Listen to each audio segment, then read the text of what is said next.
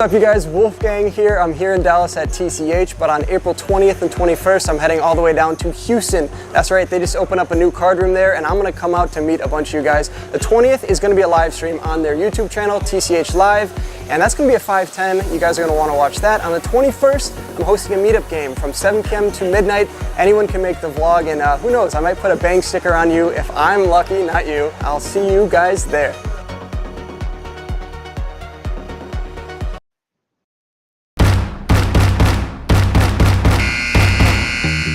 Your adrenaline is pumping. Over $20,000 is on the line. The clock is ticking. Buzzer beater bad beat has begun. The famous Texas Card House bad beat is back. Take your shot to win big. Be in any Texas Card House when it hits and you get your share. $100 cash in your hand. The bad beat jackpot rises every day, and the qualifying hand gets easier and easier each day. Just by being checked in, you're a winner of $100, no matter which Texas Card House you're in. Texas Card House is the only poker club in the state offering you this. Come into Texas Card House all spring to win.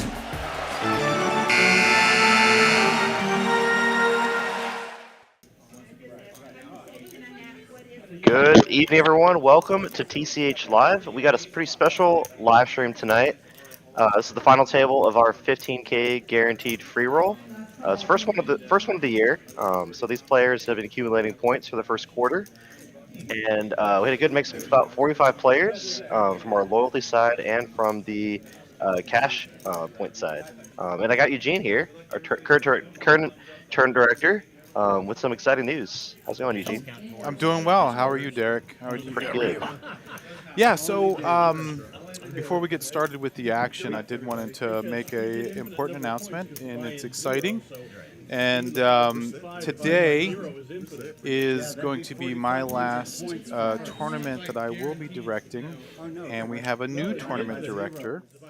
And Donovan Barton is going to be the new tournament director here at TCH, and super excited for him, and very knowledgeable. Has been in the industry for a very long time. Couldn't have been happier with the choices made. I know there's going to be a lot of questions about why am I stepping down. It was a personal choice for my wife and I. We wanted to do some traveling this year, and had a long talks with the COO Victor and the general manager Mike.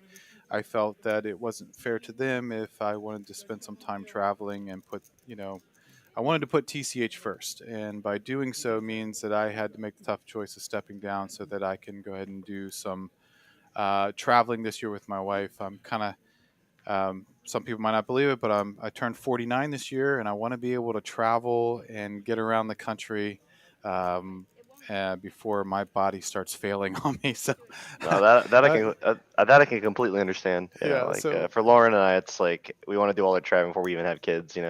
Yeah, so there's no like backstory to that. That is the absolute truth. I love playing poker. I'm going to be doing a lot of traveling and playing poker.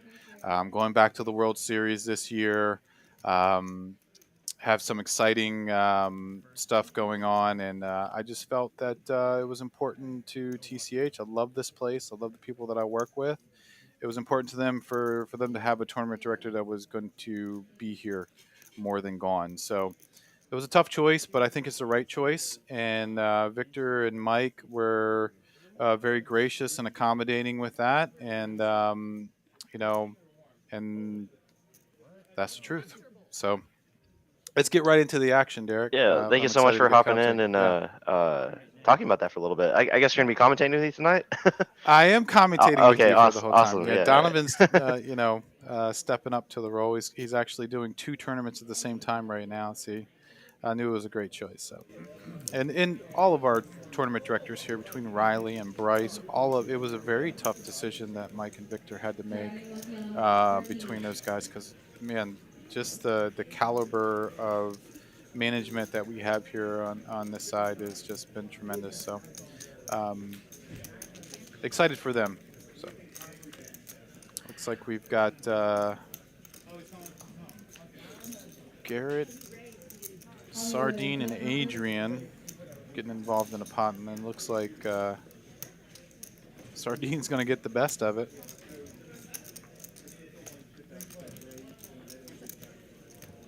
Looks like the best hand will fold, though. Ace-Jack currently in the lead. And Well, there's an 8 there. Gut shot for Garrett. Let's see if Garrett either wants to put out a bet, which he should, or try to induce. Yeah. But let's talk a little bit about the player. So seat 5, who you just saw, that's Garrett. Seat 4, just to his right in that picture, is Adrian. And seat 3 is Lego. Seat 2, seat 2 is going to be Loke, and seat 1 is going to be Bijan. Charles is going to be in seat 9. Vandy is going to be in seat 8. Seat 7 is going to be Gianni, and on seat 6 is going to be Thomas. So it's been a lot of fun watching these guys over the first 3 months since we've had this for the very first time doing a tournament rewards program. I'll get more into it in the next hand because it looks like Bijan's waking up with a hand here. He's got pocket 9s. He's going to give it a shove. You know, and as I was, first hopping in, I got to talk to Cooper for a little bit, and when I saw the table, I was like, man, this table's chock full of regulars. But that only makes sense, right? For our free roll to qualify for this tournament, you had to be in the top. 20 in the money list. Top 20 in the money list, right? So it was taking the cash, divided by their by the payout, divided by the buy-in, and then top 25 for the loyalty side of things, right? So every entry counted as a point. So that's why we called it a loyalty rewards list. So those loyal guys that came in every day and played and fired multiple bullets and had a good time. I wanted to show appreciation for that. So 25 of those players earned a seat, and 20 on the money list earned a seat.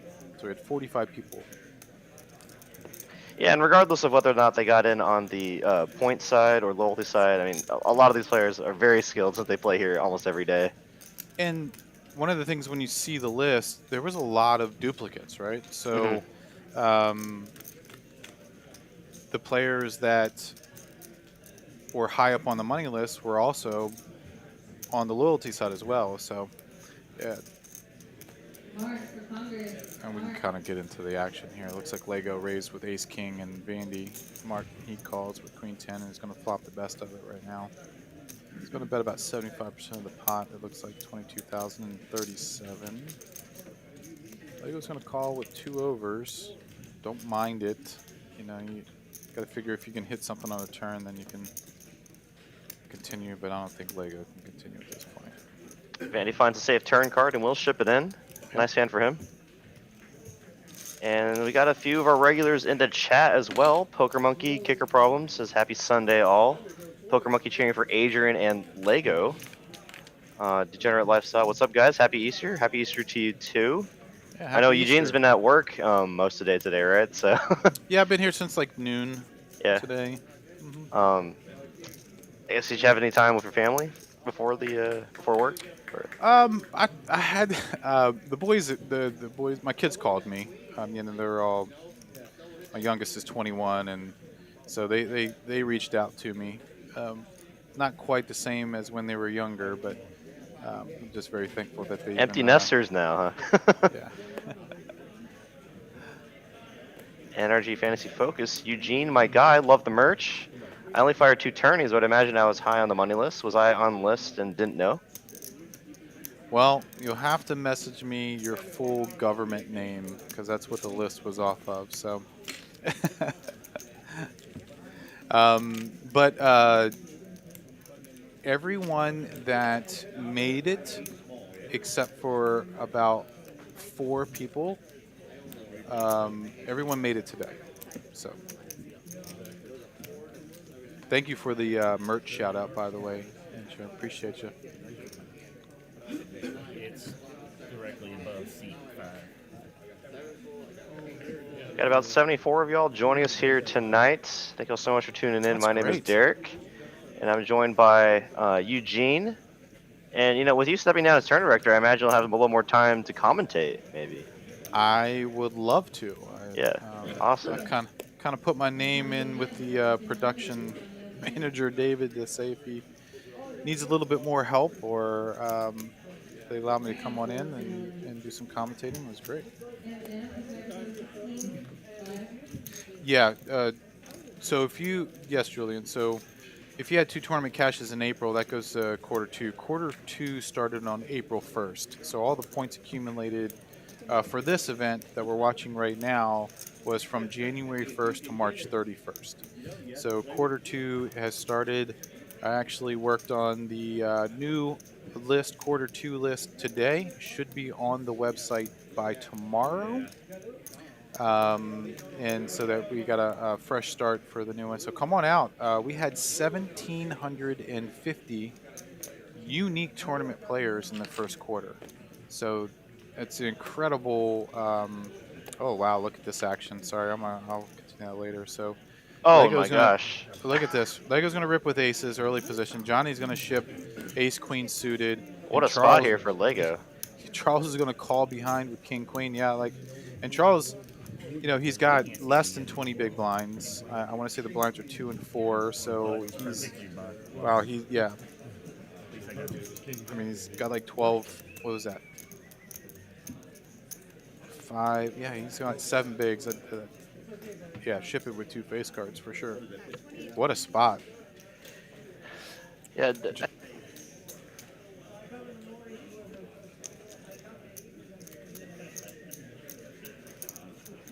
Got Miss Brittany in the box doing a great job. She's one of our very experienced dealers, and just how quickly she's getting everything all ready. She's doing a great job with multiple Yeah, she pops. actually dealt our final table last night for our Saturday tournament. So, and obviously a lot of people in the chat like her a lot as well. Yeah, always a lot of kind words about her. Yeah, definitely. So I think Charles might have been able to find a fold, but free roll tournament. I'm gonna get the money and try to triple up here. And I mean, totally these guys understandable. I agree. These guys are locking up at least $555, and it was free today. Uh-oh. 3 in there. Oh my goodness, got a chop. Oh, that's like aces is probably thinking, oh my gosh, I can have a huge stack, and then he is going to get the side pot though, so that's good. And it looks like that's going to be Charles eliminated first here. GG's for him. Let's see if we have the payouts. I do not have the payouts, but yeah, 955 for 955. Okay. Yeah, for 9th place, which is pretty good for a free roll tournament. I mean, so BT almost guaranteed $1,000 on the final table. Yeah, so first place is going to be $4,500 for this free roll with 45 players starting. That's when I did the payout structure. With 45 people, typical 12% payout is only going to pay out 6 spots, right?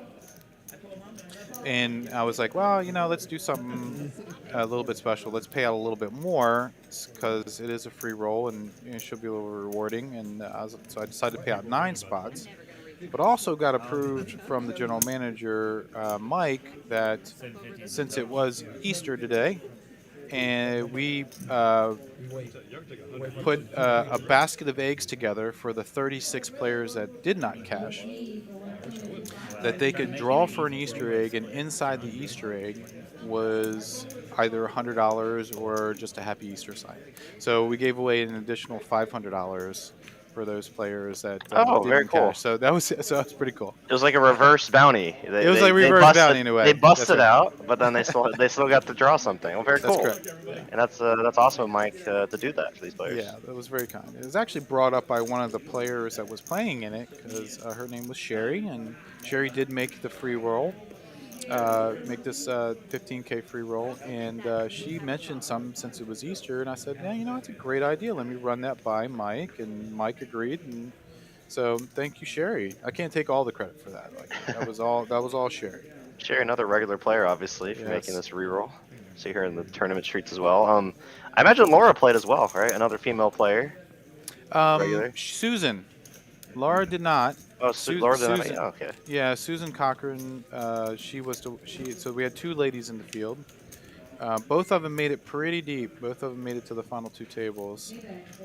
Just unfortunately, how tournaments go sometimes. You don't quite make it there near the end, but like I was saying earlier, all these you see them on a regular basis, day in, day out, and you start to develop relationships with them, and it's always tough seeing them.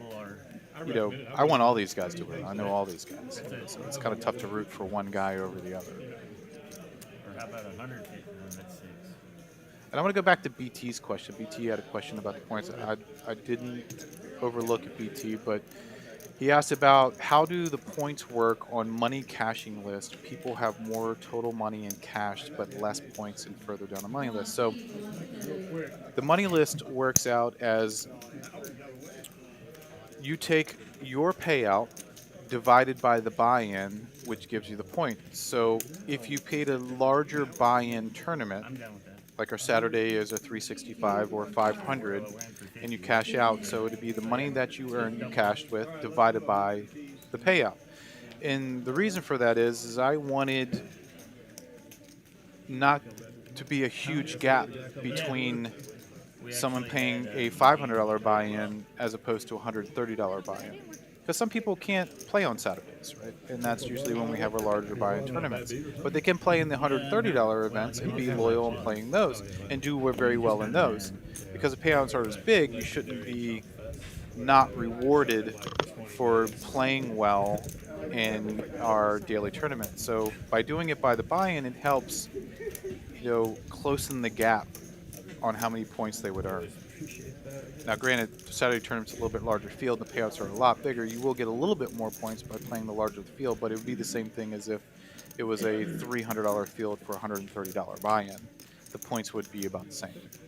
Yeah, I think you did a good job of, creating a good distinction between the, the points gathered from cashing tournaments and the points gathered from, entering tournaments, right? Because, it could have just been, straight the amount you cash for, and that just honestly probably equate to the loyalty side anyways, right? Correct. I think you're seeing money on the table from Mark. Wow, got aces again coming up. They had to last longer, so it was a lot of fun today with this free roll because all these guys know each other. They're like, all right, let's do it last longer, and so they each put a little bit of money.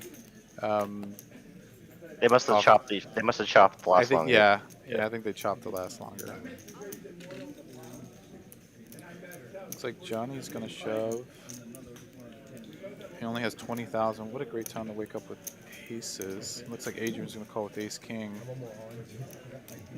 Wow, unfortunate spot here for Adrian. He's a miracle here.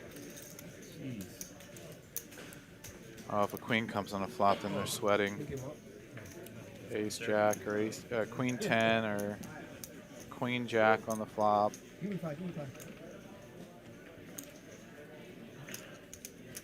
Gonna put a little dent in Adrian's stack. It will be extremely short stacked if a miracle doesn't happen. But I think I got already. Well, made 80 back because of the. That's not the flop he needs. no, and that's gonna be it. Everybody's making that right. So. Looks like Johnny's gonna double up. What a good time to get aces. You should have held out, Johnny. As more viewers do tune in here, we got about 120 right now. We are streaming the final table of our first 15K guaranteed free roll. First of the 4 this year. We're doing one every quarter. So this is the final table of the 45 players from quarter 1.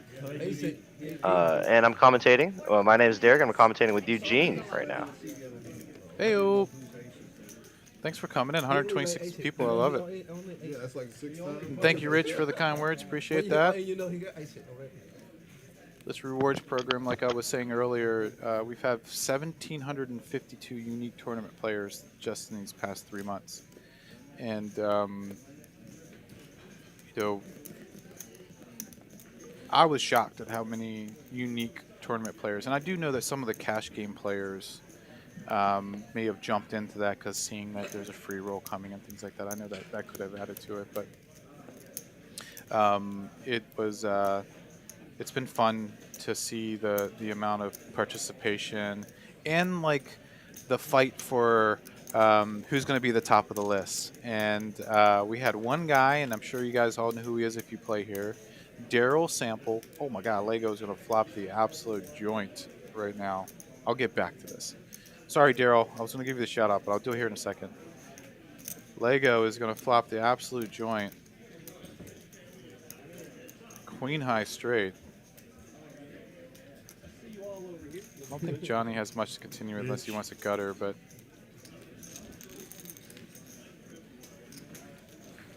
he's going to take it down. But yeah, get back to that. Daryl Sample was top of the money list.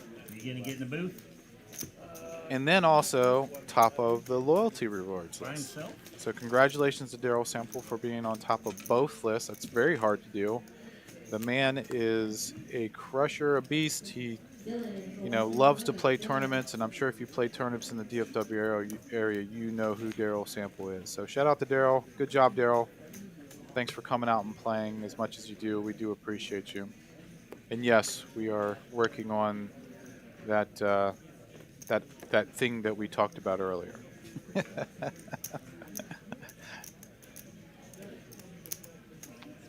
Lego getting a lot of hands here. Yeah. 14,000.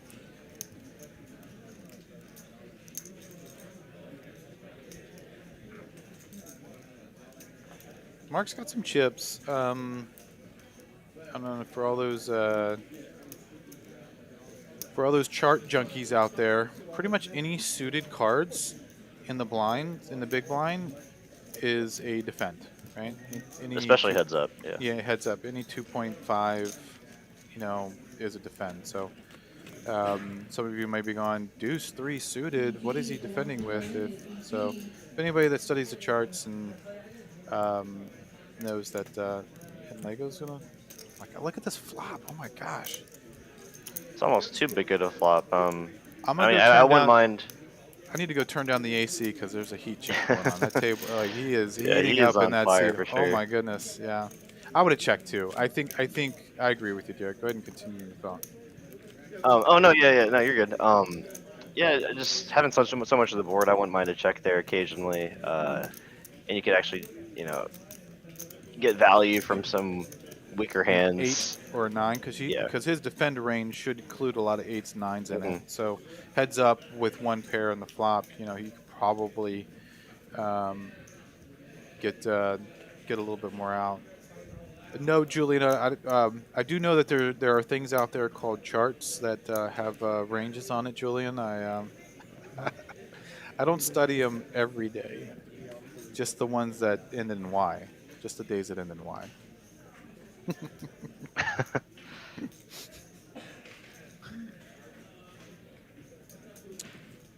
Looks like Adrian shoved with King 8. He's got 4 bigs. So just unfortunate, It seems like the corners of the tables are just waking up with all the hands here. Lego and Vandy here. Shout out to Adrian. Adrian has a bakery, a fantastic bakery, by the way. Makes some of the best cupcakes. Oh, here's a sweat. This is the best flop for him. 6. Oh. That'll be it for Adrian, out in 8th place. And I'm gonna pull up Poker Atlas since I don't have the payouts here on my computer. So GG's in the chat for Adrian. Looks like he's gonna take home for a buy-in of $0. 0. He's gonna take home a nice profit of, everyone bear with me, $765. So not bad. Ninth place was $555. 8th place is $765. Everyone going for that first prize money of $4,500. And we did start at 2 o'clock today, so only in about 5 hours. Adrian picked up a nice profit. Mark picking up a pocket pair here.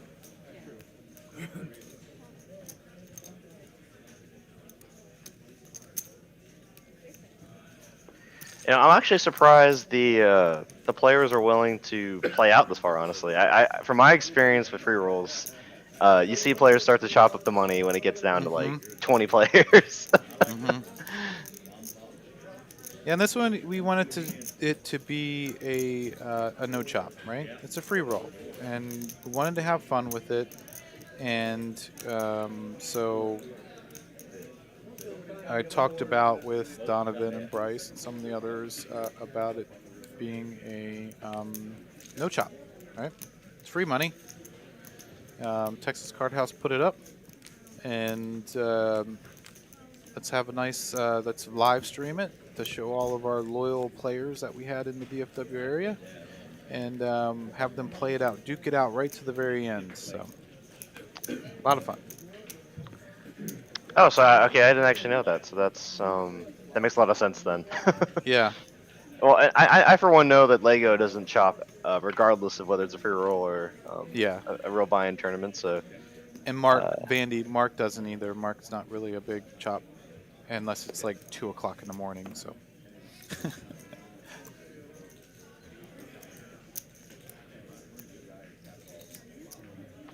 it's like Bijan will move in with the Ace King.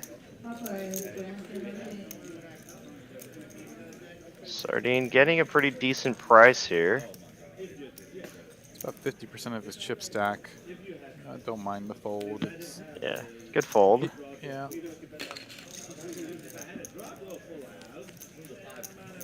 I got Moving on Jorge back- in the chat. Go ahead. Yeah. Sorry, Julian. Julian's asked the charts, and I guess he's asking me what charts. I mean, so if you want to look up Nash charts, or if you want to, every charts are going to be slightly different. So I think you just need to find one that fits your style and your play, like Solver Plus. You know, and I'm not paid by any one of these ones here, but those are some common. But I think that early on, the Nash charts is kind of what they call them now, and different sites have adapted different charts and based off of solvers and GTO theory, stuff like that. But yeah, I got Jorge in the chat asking where Adrian's Bakery is actually located. Do you happen to know?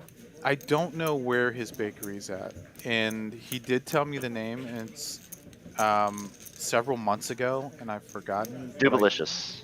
Dubalicious. Yeah. Yeah. Some great cupcakes. Like every time he comes in and plays now, I'm like searching. Like if I see him, I'm looking to see if he's got a bag or a box with him. He's definitely stopped by our card room quite a few times with a box of goodies. Oh, he brought in a velvet cake with like a buttercream topping. Oh my goodness. Yeah, Rich, 4,500 for first for a free roll.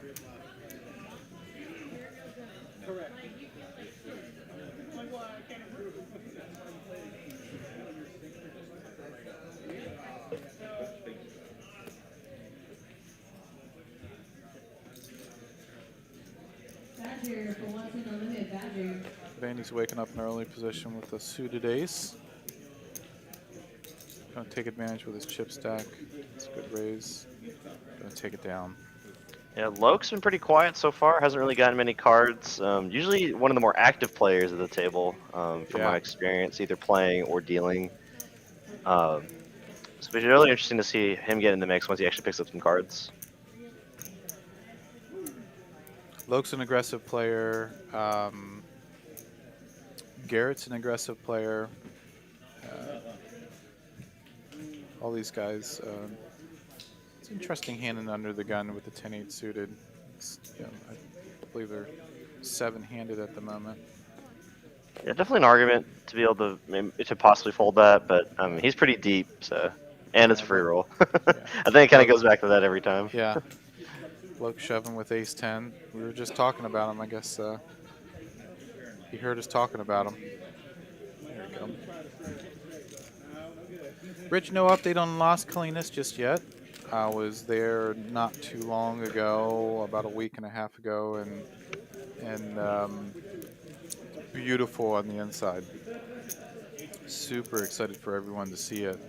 I think now it's just a little bit of like minor logistical stuff on and before we get opened up. So, um, anybody that understands how construction goes, there's always little things that have to be done right before we open, and we want to make sure that we're opening with the place looking fantastic and ready to go. So, as soon as we know, you will know, Rich.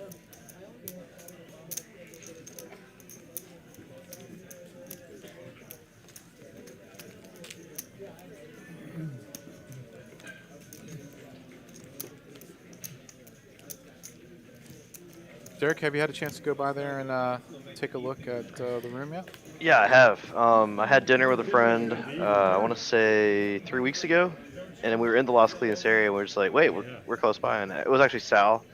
Since Oh, we both okay. work here, so we decided to stop by and check it out, and we just walked in and kind of walked through the whole place. Luke's going to wake up with kings here. We'll get back to the story in a second. Garrett with an ace, short-handed. So under the gun raised, but here oh, wow, he's going to lay it down. I think the kicker was his problem. Sean's going to defend. Oh, wow, this is going to be... The case king comes out on the flop. Loke with set. Bijan with middle pair. Backdoor hearts. Check, check. And he has the heart draw. This could be... Oh. Check. Yeah, Loke has to bet now. He doesn't have a heart in his hand. Kind of would have liked to bet on the flop, but because there is a heart draw and potential straight draws and things. But I like it. Loke's playing tricky. Just don't know. This might induce Bijan to, maybe do a little something. Yeah, Bijan only unorthodox has here. 53K left, so that bet is like half his stack. And so if he calls now, he's better has a plan to either just. It's one of those, if I call that, I might as well just rip. Right. It definitely seems like an all-in or fold spot for Yeah. Bijan there. And does decide on the fold. Nice hand for him. Wow. And looks like I got a question from NRG. Are you able to get the location of the Las Colinas room? Yes, absolutely. We've kind of been back and forth on this for a few months, but we had we talked to Mike RGM, and he gave us kind of the okay to just let people know where it's located. It means it's probably the worst kept secret, he keeps saying, right? So, Yeah. I went ahead and put the address of our Las Colinas location in the chat. So if y'all want to check it out, maybe hop by in person or maybe check it out on Google Maps. Y'all are very welcome to. Yeah, it's a beautiful room. I know you can continue your story about. I guess you and Sal went up there last week. Oh yeah, we walked through the whole room, and we got to see where the golf simulators were located, the bar area, restaurant. We walked through the dealer break room, which obviously it's a big deal for you and me. And I'm assuming you're gonna be doing a lot more dealing. I am next year. Yeah. Yeah, I'm not leaving TCH. Yeah. I guess we want to. I guess we need to clarify that. I am not. Yeah. Yeah, I'm not. I'm a TCH lifer, so I've been here since day one. I don't plan on going anywhere, but I'm going back to dealing. It's where where it all came from. It's just a little bit more flexible for my wife and I. So I probably should have clarified that from the beginning. Yeah, I think we had a few people wondering if oh man, we're never going to see Eugene again. He's going to be in Spain or Europe or Russia for all we know. If tensions weren't so high, I would love to go. Like I want to go. My wife and I, we went to Europe for the very first time. It's the very first time we both were out of country. We went to Madrid. There was a WPT event out there that I qualified for. I wanted a seat out there for a WPT event out there, so we chose Spain, and we just got the bug, and I was like, oh my gosh, this is so great. So I would love to go over to Asia and Russia. I'd love to go see the Kremlin. I'm a big history buff, so it was a lot of fun. But Lego's gonna wake up with tens now.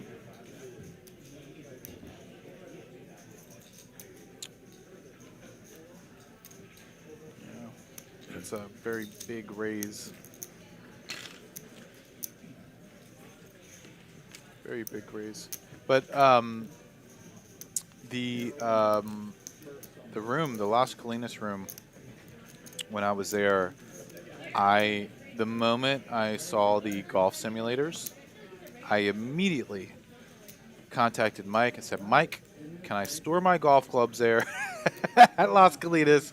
Because I want to be able to deal, get off of work, and then play around the golf right there. I wouldn't have to leave.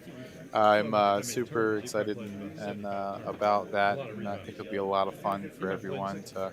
And I think there's going to be a lot of side action going on with the golf simulator. I can see it now. Like, oh, I bet you I can hit a 7-iron farther than you. And, Oh, absolutely. That or someone taking a bad beat and needs to decompress a little bit, hit some drive a few balls down the range. Yep. Yep. And I guess just to clarify for some people, it's not just going to be just Staying here, just not doing TD. just like a driving range at all. I mean, you can actually pick full-on courses, I believe, right? Mm-hmm. I don't know how many's loaded into the virtual simulator, but I do know that you can pick golf courses. You can play as foursomes. You can have a foursome going on. How does the putting work for that kind of thing? So you can change. I'm not 100% on this, so I'm not going to mention too much. I got a brief rundown on how it works, but there are some settings to where it could, once you hit the green, depending on how many feet away you are, it's kind of like a gimme. But it does have a putting option to where you can actually putt over a sensor, and based on the speed in which you putt it will determine how it rolls, and so it's a very sophisticated system. But I won't go until I get a chance to kind of read up on it and get a rundown on it. I think we'll leave that for a later date. Looks like Sardine's going to shove with ace-10. Johnny's going to fold the ace-8 right after.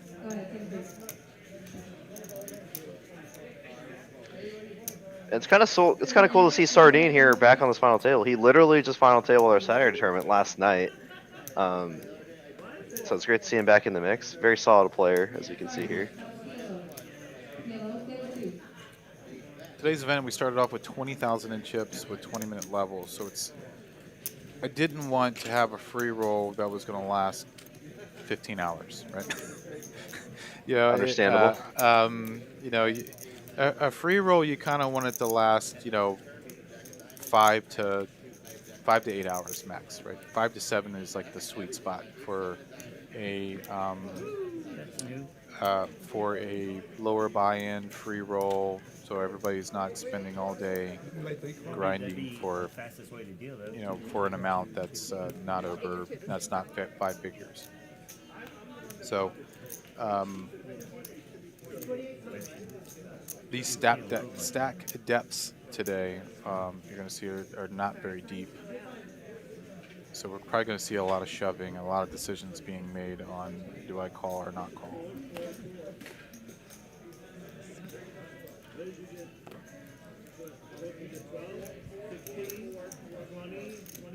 $170 watching. Wow, I just looked up and picked up at that number. That's great. Hello, everybody. Happy Easter. Happy Passover.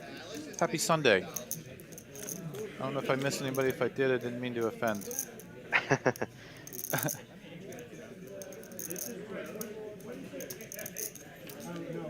Yeah, appreciate everyone hopping in. Obviously, everyone could be anywhere on the internet, and they choose to join us and watch and listen to our commentary over this final table. Oh, Garrett's going to get Loke to fold the best hand.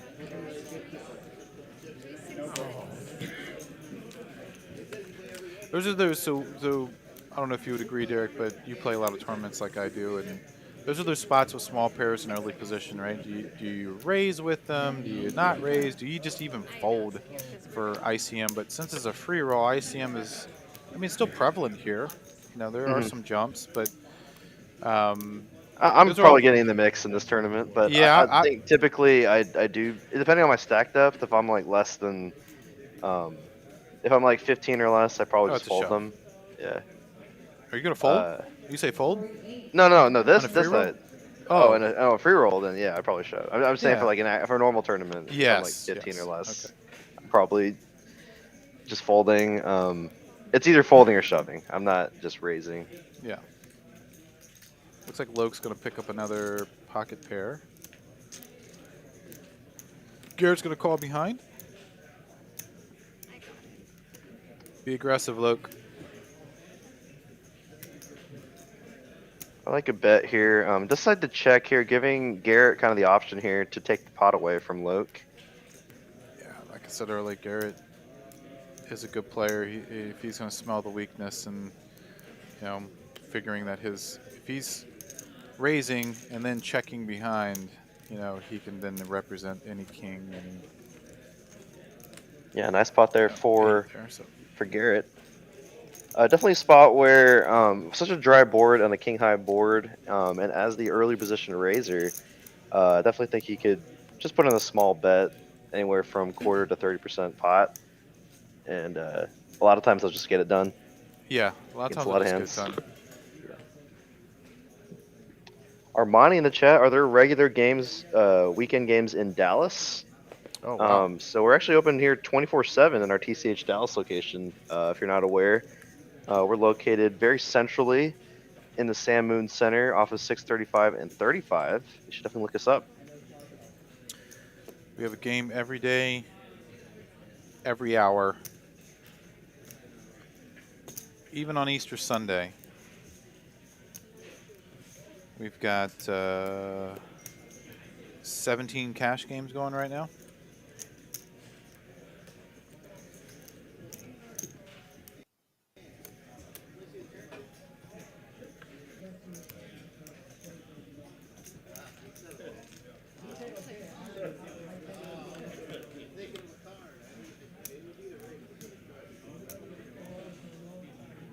Alright, looks like no one's flopped anything in this hand. Let's see who's going to represent something.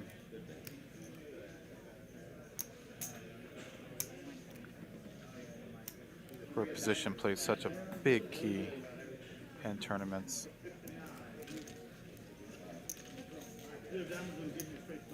No one's going to bet at it. Mark's going to throw a few chips out there and take it down. Mark's got 32 bigs. He's got a nice little chip lead now.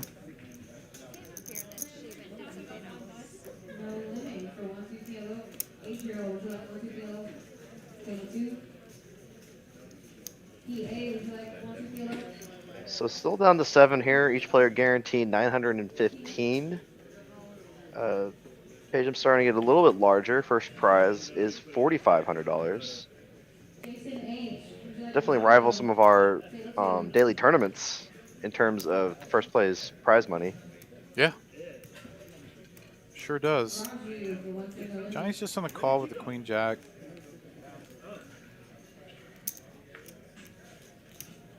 Johnny has just over 10 big blinds.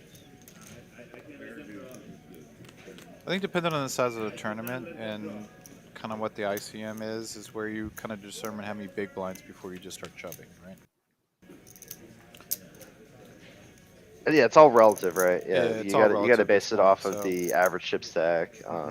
Don't want to be too linear and just like, oh, if I have 10 big blinds, I need to shove, or if I have 15 big blinds, I need to shove.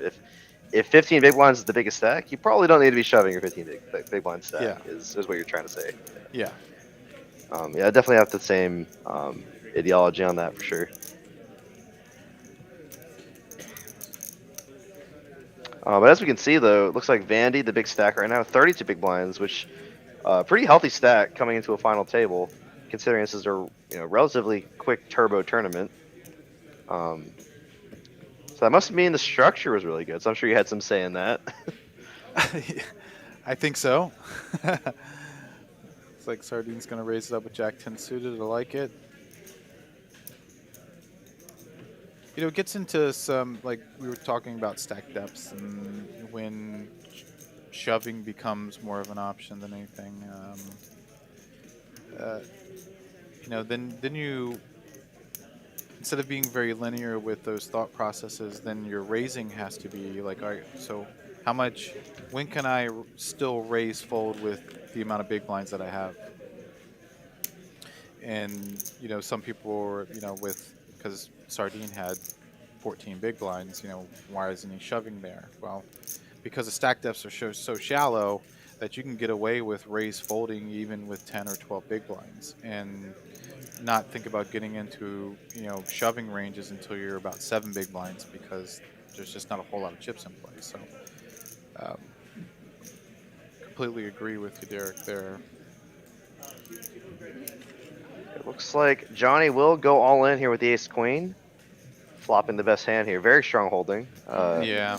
Definitely some merit to just call having that ace of hearts, but if he feels like Sardine's never betting that hand with at least top pair, maybe he could feel like he'd always get called there. Yeah, I'm just typically not as concerned having that ace of hearts about the flush draw, but No. we'll take it down. You never know what shenanigans could happen if you don't just take down the pot right then and there, right? Correct.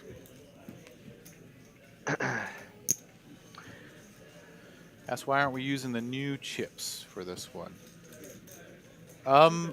Great question, Rich. To be honest, I got in today and just started making chip stacks with the regular one. I guess I could have used a new one.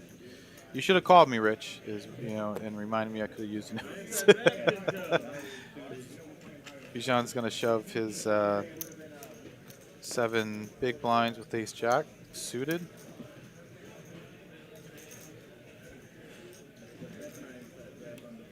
Some people might be wondering why Sardine's even thinking about it that long. For 7 big blinds, can I ladder up? That's kind of what he's thinking. Right? Can I knock this player out for 7 big blinds? How much is it going to hurt my stack? And we could potentially be one less person. So you already had 1 big blind out there, and he was in the big blind, so he had 2.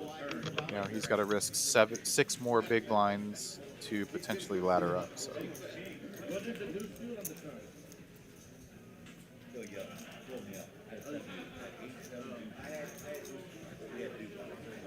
Yeah, I do like the new chip stack, Rich, too. He said that they are very cool. I do like them as well. Look waking up with a very strong hand, 6-handed.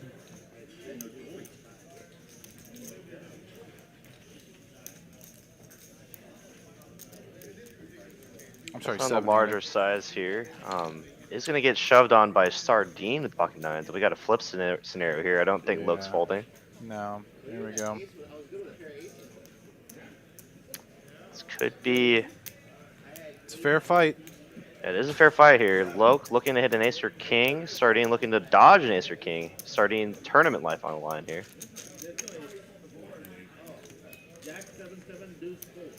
I hear you, Rich. He goes, figured you were on it, boss.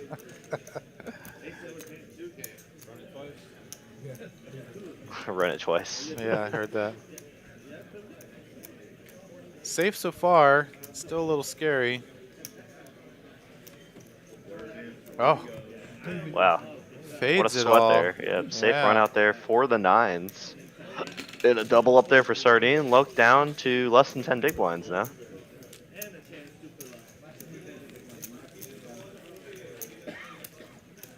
Everyone probably holding their breath to get that ladder up, but of course the one person happy on this table is Sardine. Yes. That's always the interesting thing about dealing, right? I always call it the job for the bipolar, right? Because someone's always going to be happy and someone's always going to be sad. And I know it's not a joking matter to talk about that, but I always feel like as a dealer, like I feel happy for one player and then sad for the other, or it just seems like my emotions are up and down all the time, especially when you've been dealing here and here working here for so long. Right. Yeah, Luke's you kind of get to know a lot of the players, so you're always trying to root for exactly everyone, right? You want everyone to win, but that right. can never be the case. That's exactly right. So Luke's going to shove with 4s. I mean, he's got less than 10 bigs. He's got 7 bigs. Might see a rejam here from Garrett with the jacks. Yeah. Garrett is, he's gonna jam right behind, I think. Looks like he just made the call, but it doesn't matter here. No hands there behind. And Loka's in terrible shape here. He needs to find a 4 and a 4 only, or straight. You know, I guess while we were on that note, there are probably definitely some dealers that get some pleasure from dealing out the pain. You know, the Oh, oh what a wow, great what a flop for flop! force. Yeah. This is the best case scenario. Oh Oh, my there it gosh. is. There it is. Talking about pain. Oh, it's a chop. Oh, it's a chop. That's a chop. That's fair. Oh, That's fair. there you go. Yeah, that's fair. Talking about dealing out the pain. Gus, this tournament was $0.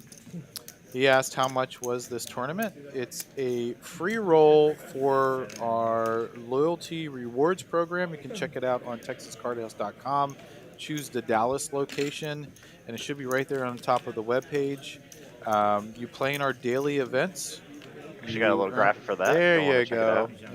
out. Yep. You earn points from cashing, and you also earn points by how many buy-ins. So check out the website. It'll tell you all about it.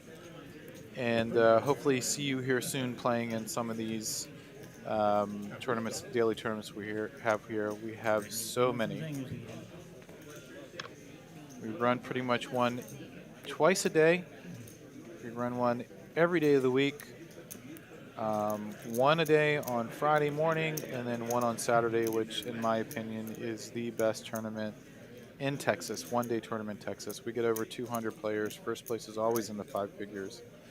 And the last Saturday of the month is a $500 buy-in, the bigger one, and usually gets into $20,000 plus first place prizes for that with 300 entries. So a lot of fun.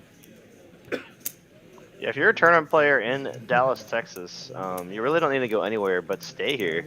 There's tournaments every day of the week, and you got the weekly big one, like Eugene was saying, and each quarter we'll typically run a 500K or bigger tournament here at TCH Dallas. So a lot of tournaments here to go around.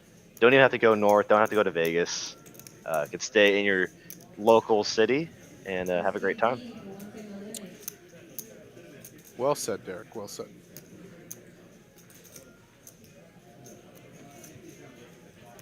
So, Rich asked the question is, Oh, yeah, go ahead. is the Wednesday night 5K bounty tournament still going? So it is still a bounty tournament, but it's slightly changed for the month of April.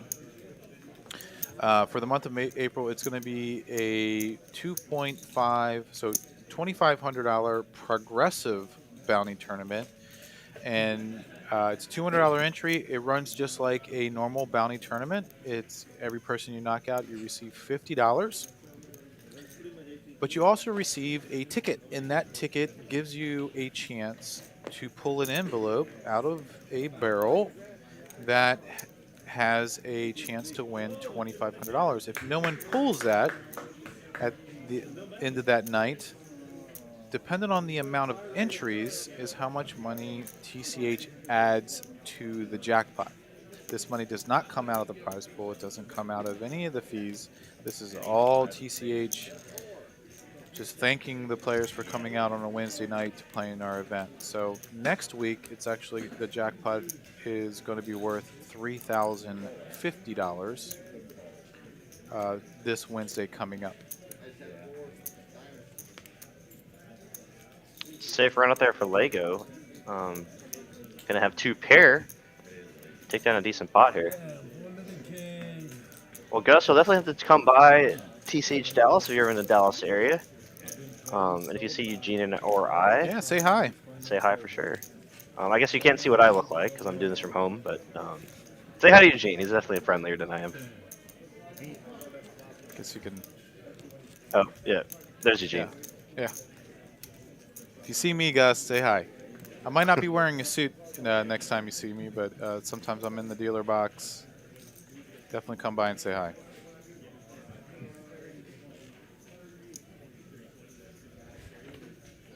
Look at that. We just crossed the 200 viewer mark. Thank y'all so much. We typically don't stream on Sundays, so it's really awesome to see this much viewership on an off day. Yeah, it's fantastic. I guess the only time we ever stream on Sundays is the final table of our really big tournaments. And I know everyone always really enjoys watching those. Yeah, we had a very good turnout for our mystery bounty that we had in March, and that's always a lot of fun. So I know looks like everyone's Lo- already excited to hear about the next big tournament in the works Yeah. for the next quarter. So we got a hand here. I think we're going to get an all-in and then a call. Because Loke and Lego both hit an 8, but I think if I'm in Lego spot with his chip stack, I'm shrug calling this off, right? But Vandy bet out, so I think it went check, check, bet. Yeah. And Loke's actually going to dodge a bullet there. Yes, he Getting is. the better 8 to fold. You can't really blame Lego there, as Vandy was the initial aggressor, I think, in the spot. Yeah. Vandy bet 17K. Loke just shoved for 33, so it's 16K left, and yeah. And when he sees Vandy fold, he's like, "Oh no, I think I had the Yeah, he's best like, oh hand." no, yeah. You got caught with 7 or 6. You might have 3s or 2s. You know, one thing I would be thinking in my head is that a complete raise, right? Was Loke's raise over Vandy's bet, because on the flop, if it's not a complete raise, then Vandy can't re-raise, right? And then, sure, some people might be like, well, I'm kind of lighting things on fire. But once you have an all-in player, sometimes they may be checking it down, right? Because you not only have to beat, because there's 3 people in a pot, you have to beat the all-in person. You know, Vandy may be checking it down unless it's a super strong hand. I don't know. I probably would have thought about that a little bit more, especially with how many chips I had. But, you know, Vandy being the chip leader, you never know how aggressive he's going to get afterwards. So that was a tough spot. That was a tough spot.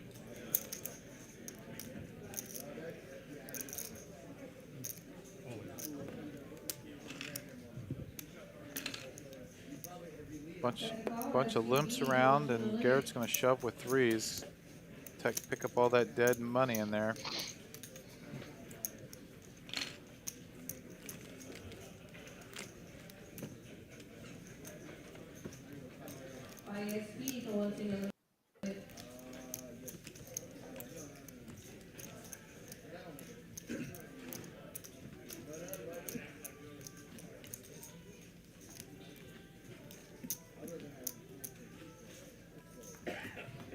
I do see a lot more people limping now.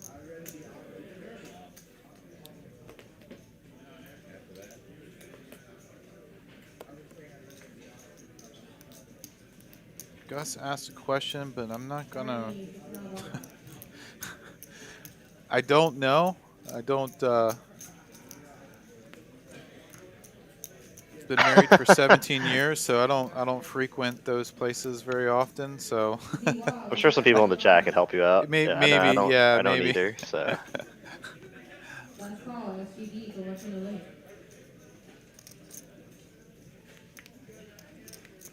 I don't even know where USA Bowl is. Actually, I think a group of us went there for bowling a while ago, but yeah, actually, we can give you some hotel recommendations, Gus. So we do have a very close hotel, the Wyndham. It's actually about walking distance from the card room. You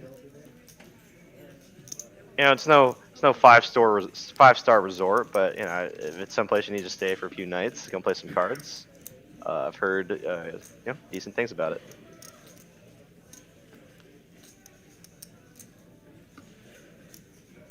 NRG asking who's commentating over last week's Saturday tourney. That's being shown after this stream. I believe Mitch and either me or Eugene. I'm not too sure. I don't know if David asked you or. He did not. I think it is going to be Mitch and you, I believe, after this one. Pretty good hand in the turn, man. This is the one from last week, correct? Correct. Yes. Yeah. Yeah, I believe if NRG's the same guy, I believe he final tabled our tournament last night, and then also final tabled the one last weekend. So 2 weekends in a row he final tabled. Wow. I got 4. Was that Nick? I think so. Yeah, Nick won. Oh, Nick. So. Okay. I don't know an NRG, but I do know Nick. Yeah, Nick final tabled two of our last setters. I was actually talking with him last night. That must be his initials. Nick, whatever his middle name is, and then his last name. Oh, see, that makes sense.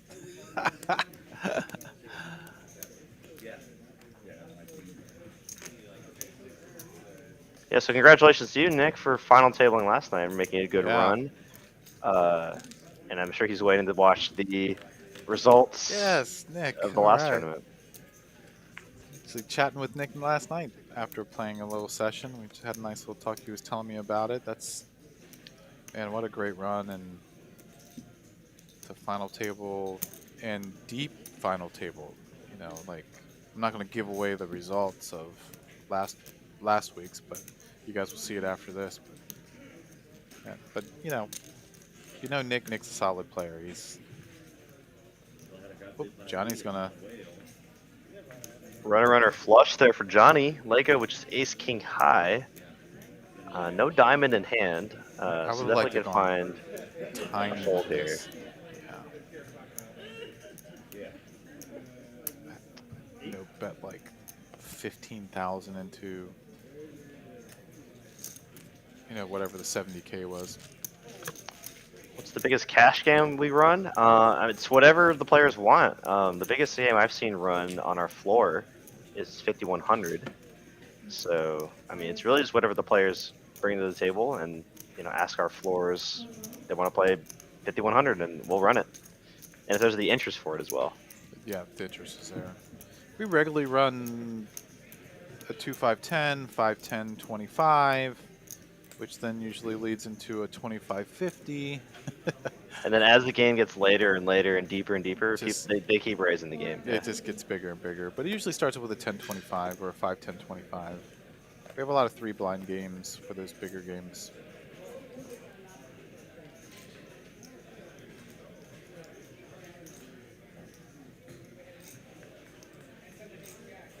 So Garrett is either getting bored or realizes that he has some pretty tight players behind him, and he's going to get them to fold with the old deuce 5.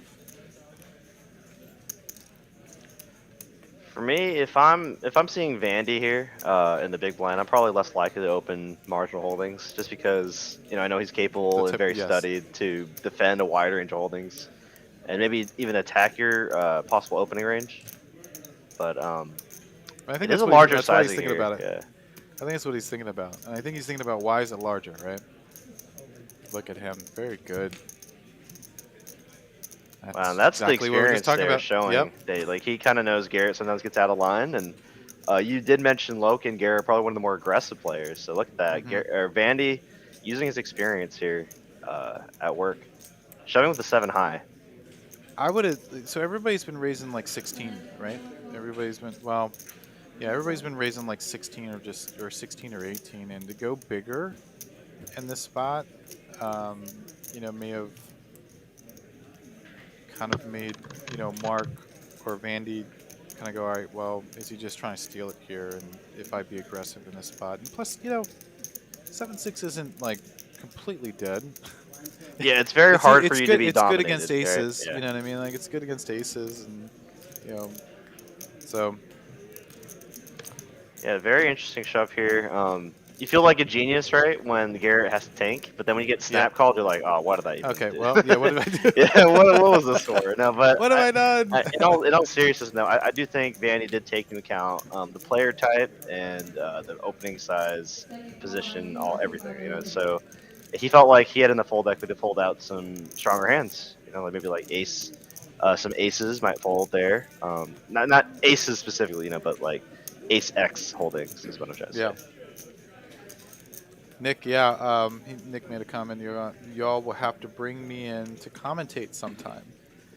I have had a conversation with David and Mike and also Victor about having some of our regular Saturday tournament players that have either final tabled or won an event or deep run to be a guest commentator sometime. So I'll let you know how that conversation goes in the future. I didn't get an immediate no, so that's a good start. And I think it'd be fun for our viewers to see some people commentate and hear some people commentate, especially, Nick, got some really good runs in tournament stuff. We'd love to get your insight with it, and I think it'd be kind of interesting to have some guest commentators that way come on in. So we'll let you know how it goes. I think it should be fun.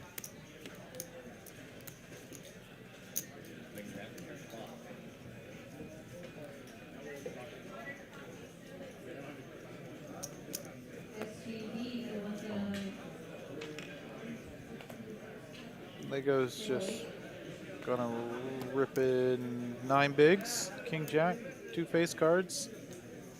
And Luke's gonna wake up with Ace King. There's that uh-oh moment, right? you open, you got 9 bigs, and finally, you were hot in the beginning, and then don't get very many cards, and you finally see 2 face cards, and you just decide to go with it, and then the person behind you wakes up with a better hand.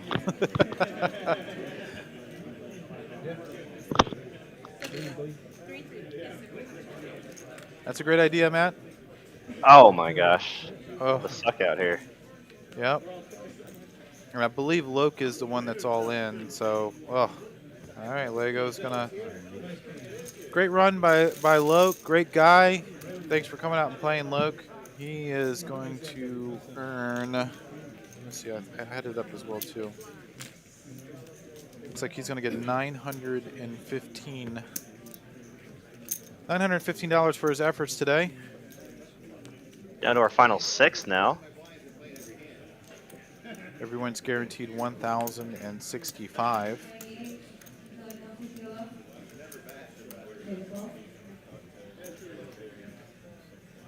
So Matt made a comment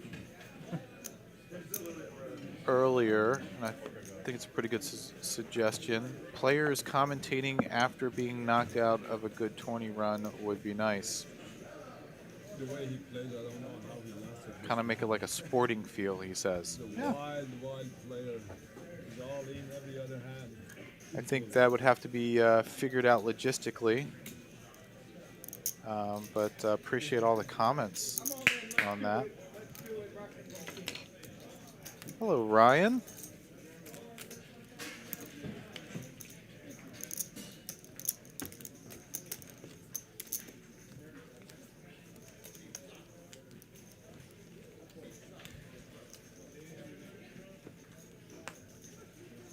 Down to our final 6 competitors on this Easter Sunday or Passover. Part of our 15K free roll for our loyalty program. And yes, it is a free roll. However, you have to earn your way into a spot to this final table. 45 players are going to earn a seat every quarter by either your position on the money list or by the amount of entries. So each entry is worth a point, and your position on the money list, which is the money earned in the event divided by the buy-in, is your points, and it's calculated over a 3-month period. And the tournament that you're watching right now is our first quarter tournament, where we had 45 players today who have 20 of those earned their way on the loyalty list and 25 have earned their way on the money list.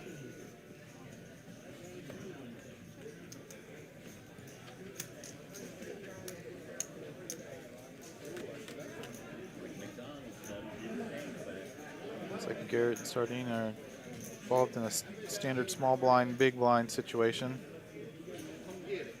I think first aggressor is going to win. Garrett picked up an open end there, so he's going to bet at it.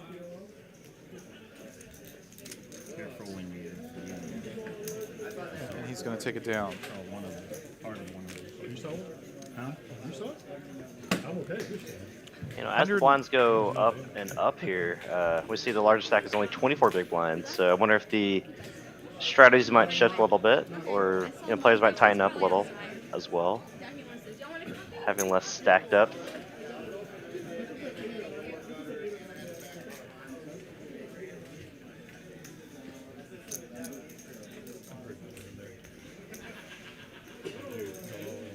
That's definitely an interesting question from Richard. I mean, I guess as the former tournament director, he's asking, will we ever have a WSOP or WPT circuit event here?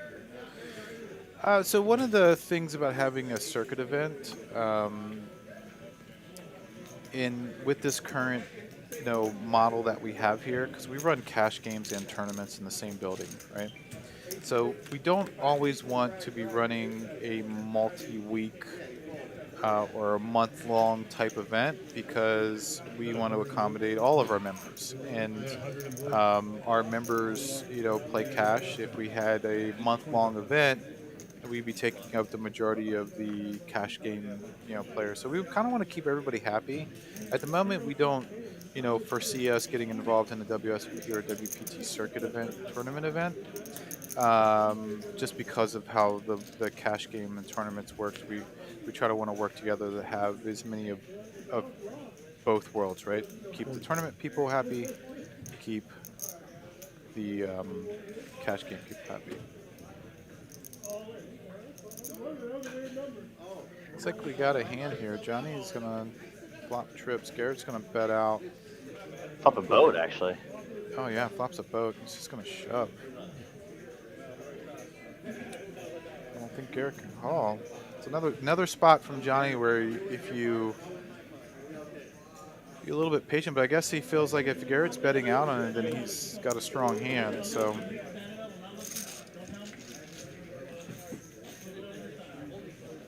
Yeah, I definitely wouldn't mind just a call there. I think you and I probably have similar play styles. I probably would have just made a call there and set the trap to, kind of have that board locked up, right? Bluffs. Yeah, exactly. Yeah, you're only losing the aces there. Yeah, realistically.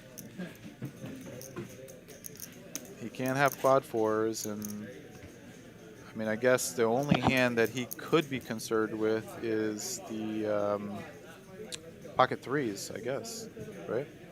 I mean, was it ace 4-4-3 flop? No, pocket threes are, you're still ahead of pocket threes, I think. Yeah, you're still ahead of pocket threes too.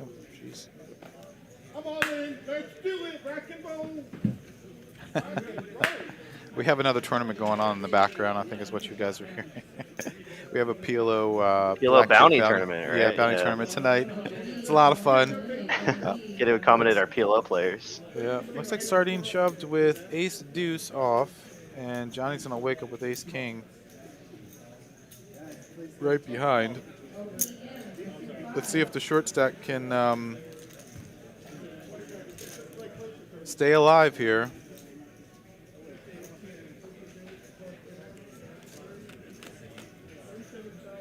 Ooh. And that is going to do it. Yeah.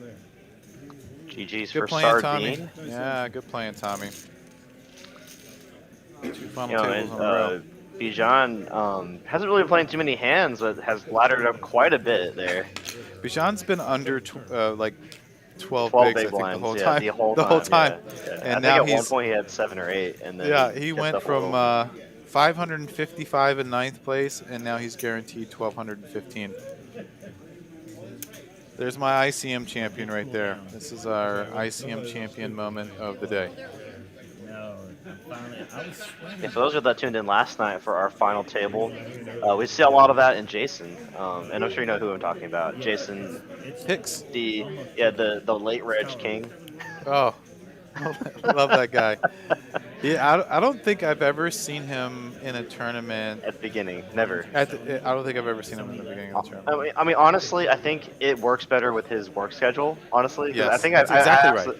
I asked him about it one time. He's like, no, I literally just come here after work, and that's just when I can play.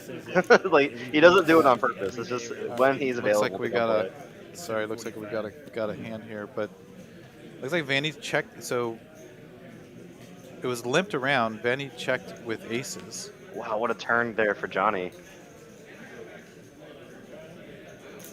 He might Now shove on Vandy's- Vandy here.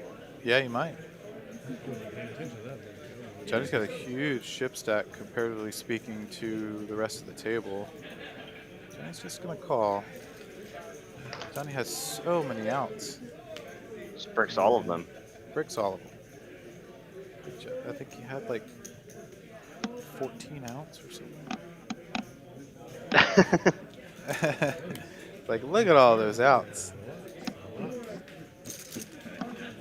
That's where I don't mind slow playing aces or like just calling or flatting with aces or limping in with aces if I'm heads up, right?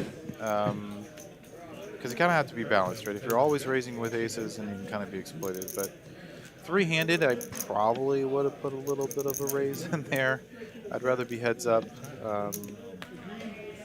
But it worked out for Mark. Mark's a tricky fellow. And it worked out for him.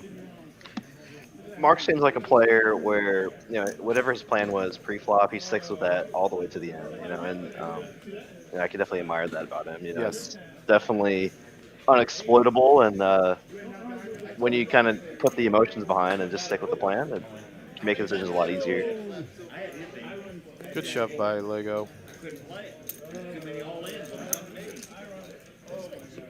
Just punish the short stack who's going to limp in the small blind. Down to our final 5 players here. Johnny here, running away with the chip lead, 40 big blinds. Next biggest stack is Lego. Definitely be interesting to see how the middling stacks adjust, having Bijan as the shorter stack. Definitely a good opportunity for Johnny to run away with the chip lead here. See if he continues his aggression. Probably not going to continue with 6-3, but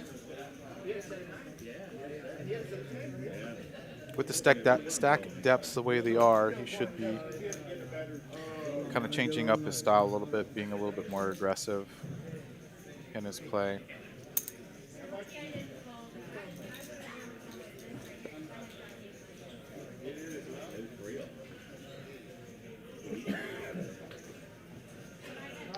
It's always so interesting to see the final table with 500 chips in play still.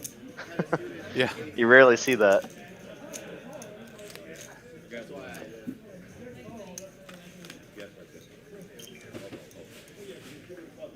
Lego flop with the best of it.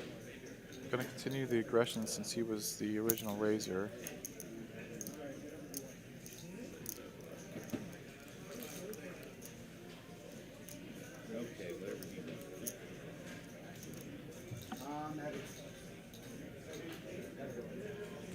Crazy Frenchman says aces don't always hold up. Very true. More so whenever you have multiple players in the hand. That's why aces have a better chance heads up than they do 3, 4, 5 ways.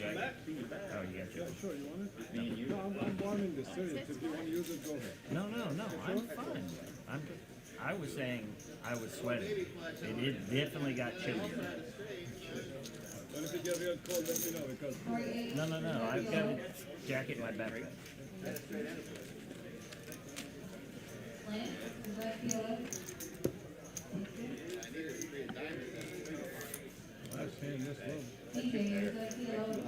Aggression's going to take it down.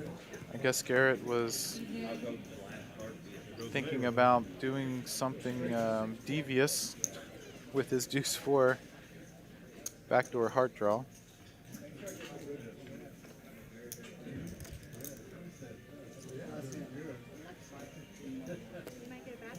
A 5-10. You're saying missing a 5-10-10. Sean's going to fold 6-5. Lego's picking up an ace in the spot on the button. Coming in for a raise, I like it.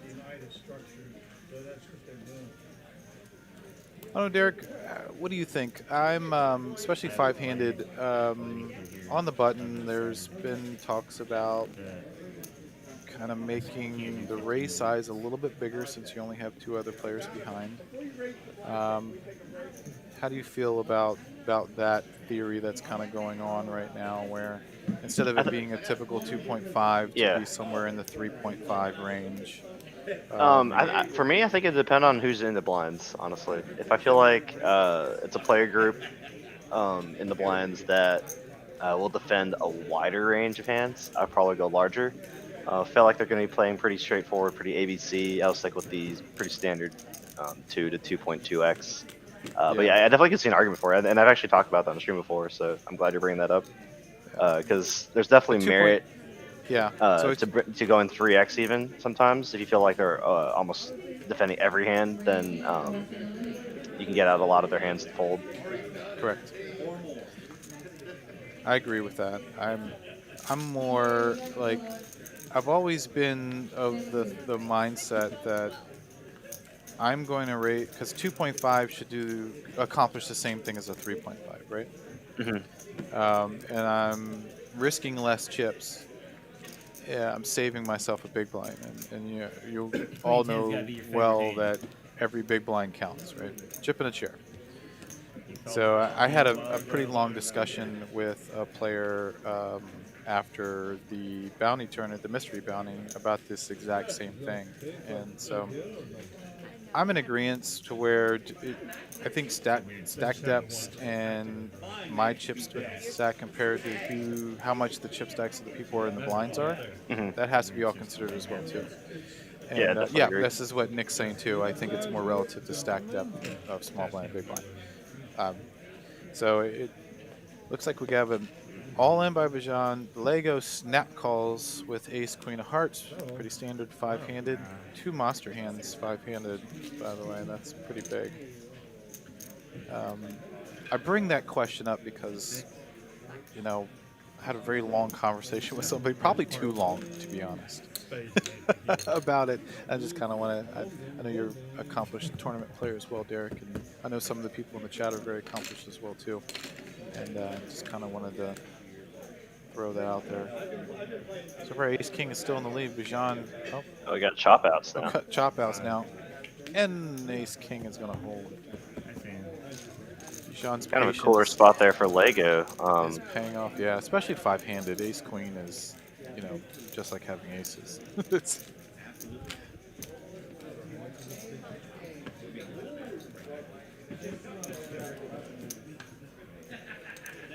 Yeah, I agree. Nick or NRG is saying that if you're 100 big blinds effective in a cash game, I think also even in a tournament, it does make sense to have a larger sizing in position.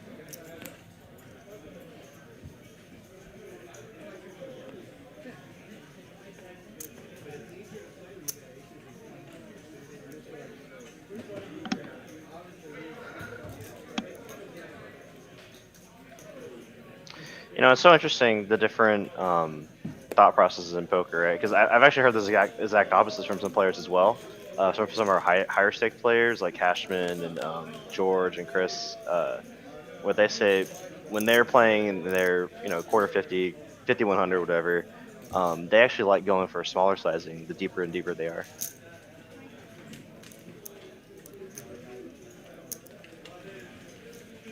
Yeah, even with all this information out there, when I talk about information, I'm like, you can get apps and the solvers and the charts and this, that, and the other. There's so many different ways to play this game, and I think that's, I was explaining this to my wife and the other day, she's starting to get more into poker. I've been playing poker since 96, and she's just now starting to pick it up a little bit more, and I told her, I was like, I could probably hand you 50 books, 50 apps, 50 different schools, and all of them could be different. Right.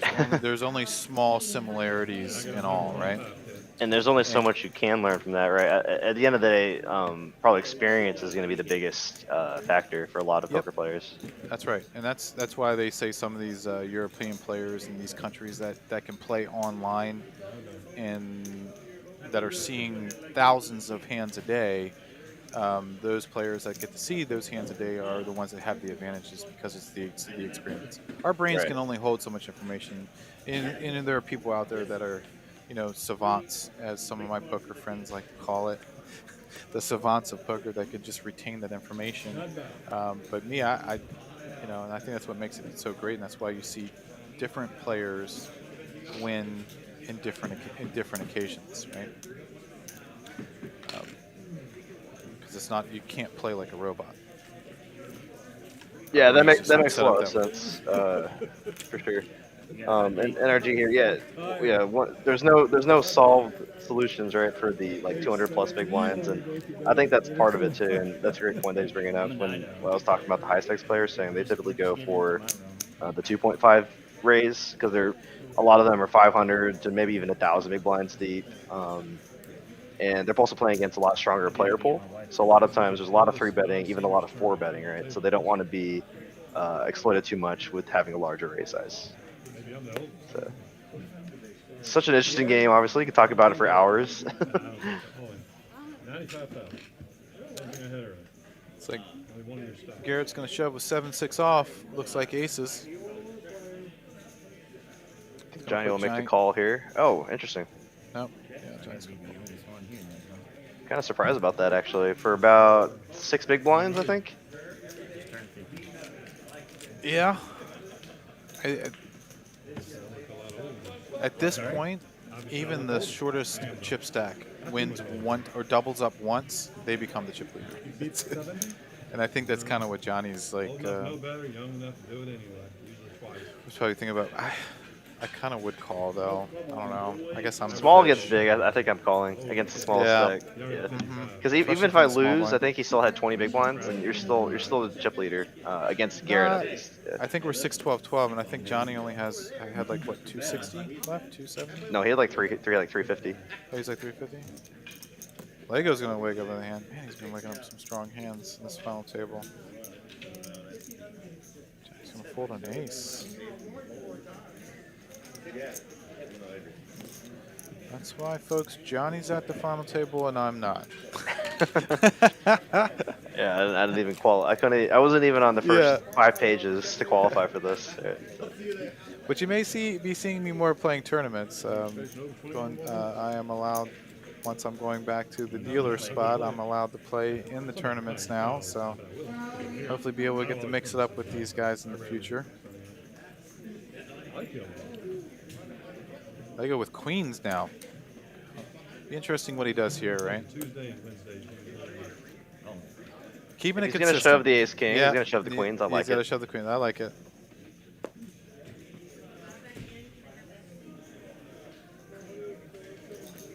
Not doing any more favors in this case. You already blew it.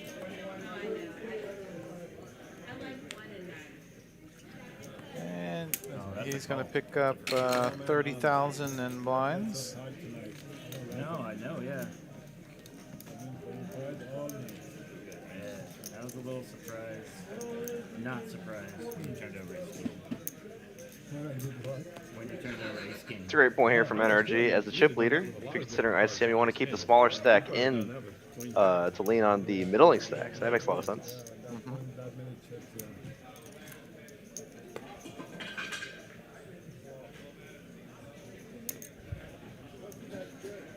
But I mean, I've definitely been in spots where I've seen when I'm dealing or playing, where there's some players that just don't even Lego's consider the gonna wake up with ICM. Wow, jacks. jacks? Are you kidding me?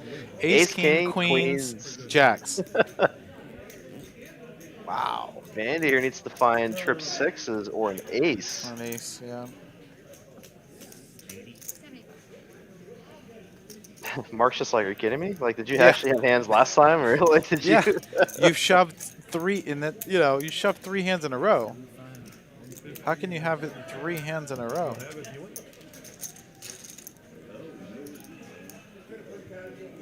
The ace I is call a the- strong card, though. Yeah. I call these like no brain poker, right? When you get he hits the ace. There we go. Now we just have to fade a jack. And he does. Man, I never hit an ace when I shove it in with the ace six off. Eugene, I don't understand. It is fun commentating and seeing, especially going through periods of, and most people that play poker know that there are some down times, and when you are in these downs and these dips, that it seems like you're there forever, right? And you see some of these people get some of these strong hands all the time, and you're like, man, how does that happen? It never happens to me. But yeah, you're right. It just seems like I shove with like ace king and someone has aces, or I shove with queens and they have kings. I feel you, Derek. I feel you. So now Lego is going to be the short stack down to the final 5 players here. See if he can run it back up. 3 strong hands in a row, and now he's a short stack. Man, That's how poker goes sometimes. yeah, especially in it's a brutal tournaments. game sometimes. It really is. And Bajan, who has been like under 12 bigs the whole time, is now got to be feeling pretty good.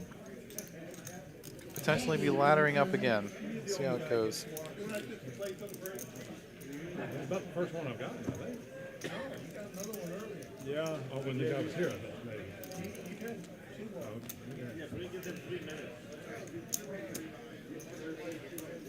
I just outpit the dirty diaper. Oh, wow. And Nick was saying an interesting take. Still playing ace jack. The final table I made yesterday, I lost 6 flips and still Oh made my the final gosh. table.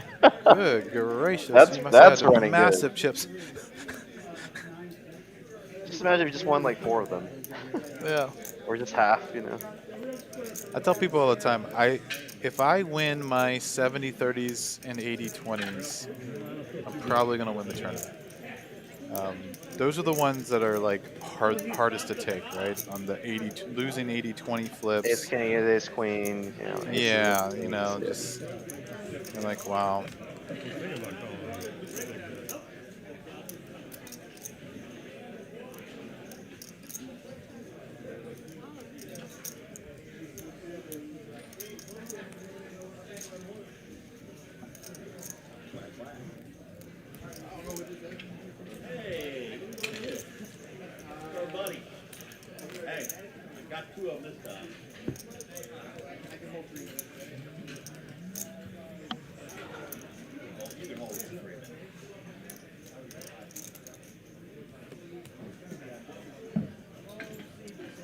Oh, you won all your 70-30s when he was behind Nick. So you were the 30 and won all your. Well, that meant you left that part out. I mean, Yeah. you know, losing flips is standard. You know, you're gonna lose 100% of the 50-50s. But yeah, winning the 20-80s, the 30-70s.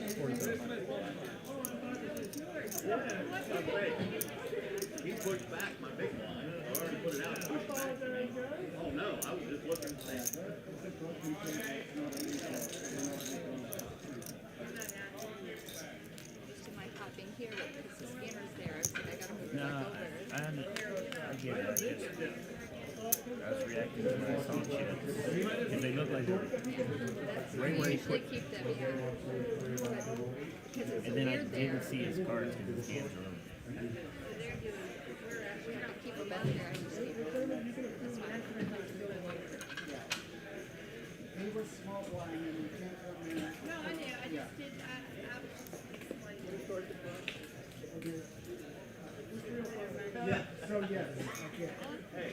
Got an all-in from Vandy with the king queen. John with the king 9 offsuit. Probably a little too weak here to make the call.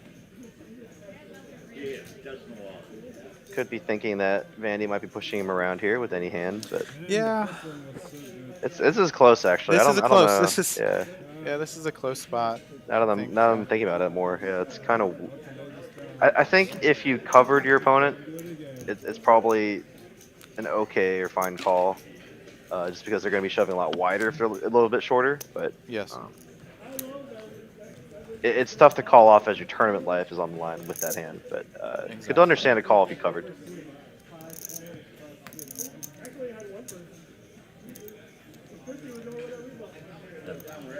Especially 5-handed, you know,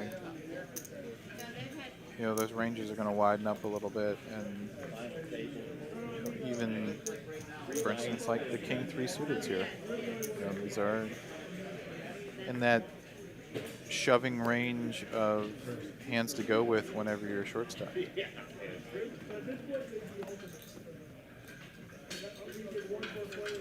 So Garrett's going to open up and take it down with the king 3 suited. I like to play.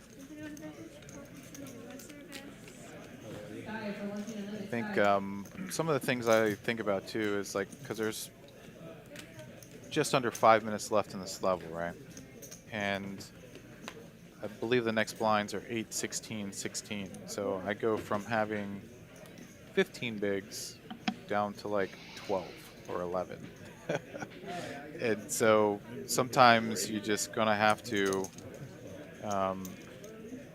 pick a spot, right?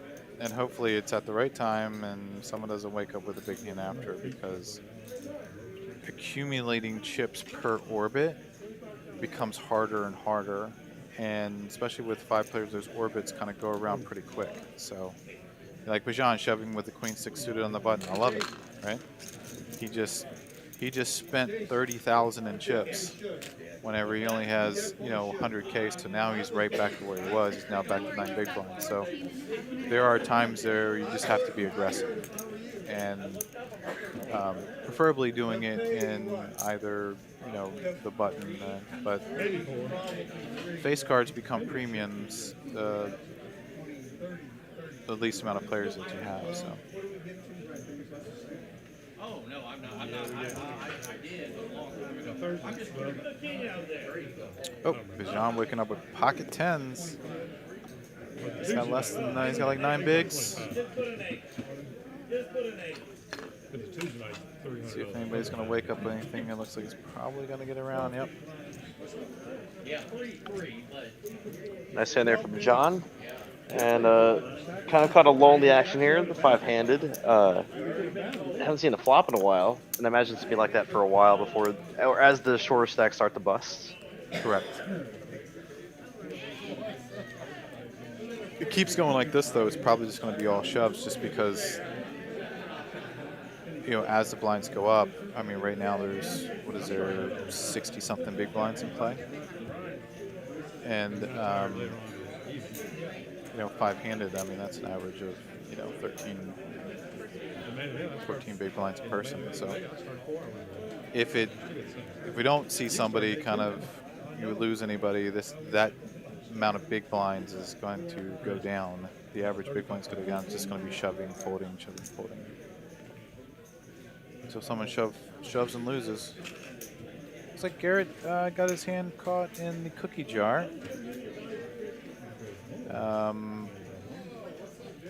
Yep.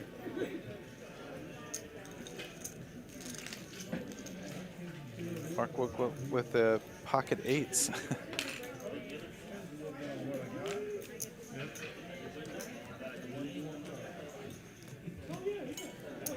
Marina with the angry faces in the chat. Sorry about the lost roll there. 193 people watching today. Thanks for joining us on this Sunday. Like Derek said earlier, so awesome to have this many people watching. If we have any new viewers tuning in right now, you're watching the final table of our free roll special tournament here we have for our most loyal patrons. And wow, we get some action here. Yeah.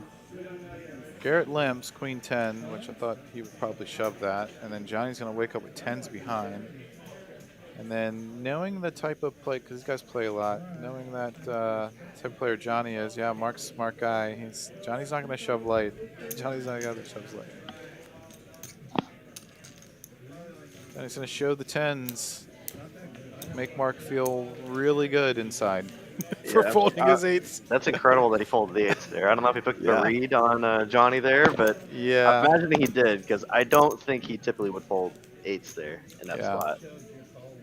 Johnny doesn't get out of line very often, so I think Mark recognizes that, and and I think right there, that's exactly what Energy was talking about, right? You kind of put the middling stacks in a weird position where they have to commit their whole stack against the chip leader, but they have 4 other stacks or 3 other stacks lower than them, and that's what we call ICM suicide, right? Yes. I know that all too well. I've done that a few times. No, you can justify it by saying you're just going for the win, Eugene. Yeah, that's what I say every time too, when I don't win. Yeah, you're like, I mean, I know it probably wasn't the ICM or correct play, but I was going for the win. Right? John shoving with the ace. Just going to show it to everybody to be like, look, I'm not shoving light. So the next time he shoves with 7-8 or something like that, we might be able to get folds out of him. Lego down to 2 big blinds. Unfortunately, probably the next person to get eliminated, unless a miracle happens here.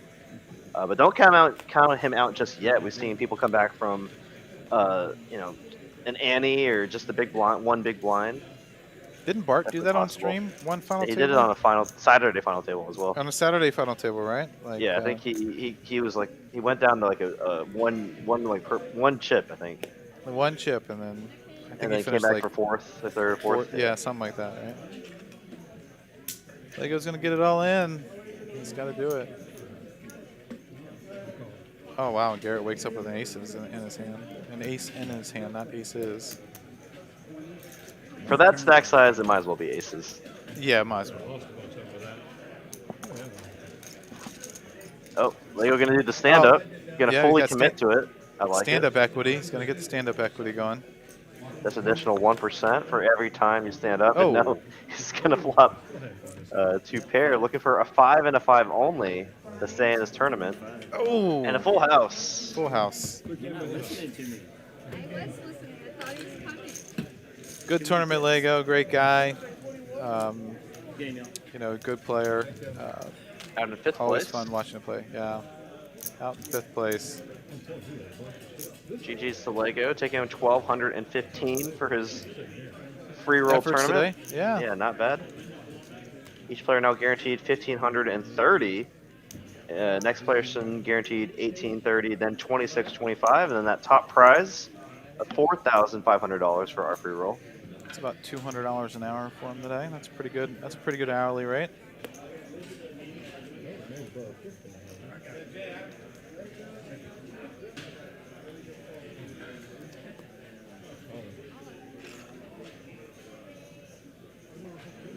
I like Garrett's shove here. Any ace at this point. So we're at 8-16-16 now. Let's see some of these. Yeah, everyone's under 20 bigs. And each orbit now is going to cost 40,000 in chips. Got a question here in the chat asking, has the bad beat been hit? No, actually. That's a great point. It's a great segue into my next portion here. Currently, I think it's actually aces full of 9s right now. This hasn't been updated, but it's currently standing at $45,000 for our bad beat, with a minimum qualifier at aces full of 9s to lose to quads or better. So if you have to come into any of our Texas Card House locations, as you can see at the top of the screen, we have locations in Austin, Dallas, Edinburgh, Texas, in the RGV area, and Houston and Spring, Texas. You should come check it out and play here and try to get your share of the bad beat. 50% to the losing hand, 30% to the winning hand, and 20% to the table share. And if you're locked in at any of our TCH locations while the bad beat gets hit, you get $300. Everyone loves free money, I think. I do. I'll raise my hand. Yeah, I think actually I remember. I think the last time it got hit, I think our staff was pretty accommodating for the people that were on the wait list because there's such a long wait list. So I think if you were currently on the wait list and checked in, you were in the $100 payout as well, which seems fair. I don't know. I can't remember that. Because I think the last time it was hit is at RGV, but we got 2 big hands here. Looks like Garrett's going to open with King Jack. 4-handed is a very strong hand, and then Mark's going to wake up with a monster Ace Queen. Garrett's just going to call. See if he can navigate a flop.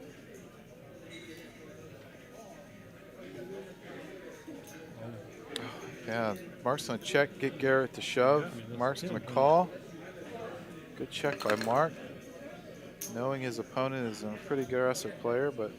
Still 30% equity here. Any Yeah. king, any 10. Here's those 70-30s that you got to hold, right? And it holds. And Garrett down to crumbs. Vandy now, I think our chip leader with 335K now. One hand. That's all it takes is one hand. And what a check there from Vandy, and that's just to show his skill level there. Able to check down strong hands and weak hands on flops. Understanding his opponents, right? Yeah. Understanding who he's playing against. Knowing that he's up against an aggressive player.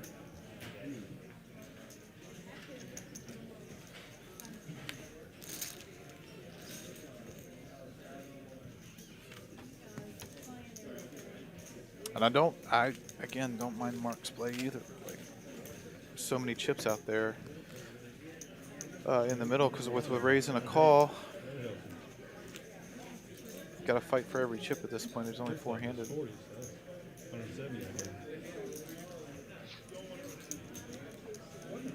He said yes. Nick goes, yesterday I would have got there. Nick and I talked like, another great that we talked about this game, of poker, and I call it a. For me, I'm not smart enough to play chess. This is as close as I can play chess, right? And in chess, you have to understand your opponent and understand strategies and be forward thinking. And a lot of times when you're playing, it's knowing your opponent and having a strategy and for each opponent that you're playing against.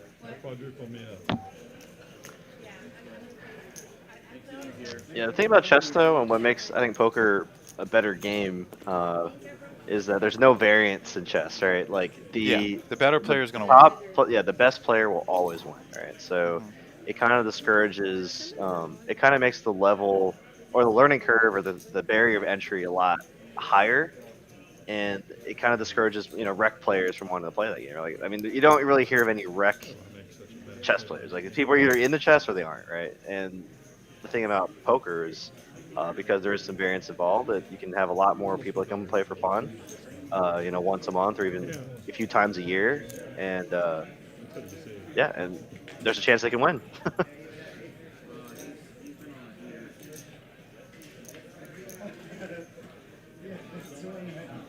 Looks like we have Garrett's all in. We don't know it's like a mystery hand. And with 23,000 left, it's really any two cards at this point, because I believe he's in the big blind. Oh, with 16-16, yeah, he has to be all in. So.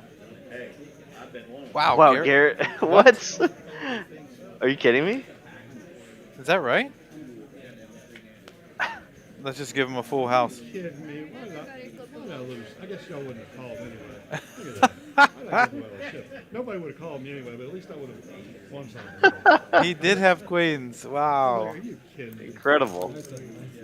What a time to wake up with queens if flop is set.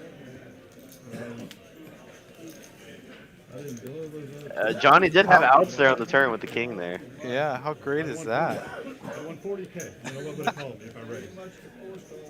Yep. Oh, yeah. Didn't matter what I had. The forced all in and wakes up with queens. Yeah, and more than triples up. Now Bijan's just like, oh my gosh, please. Yeah.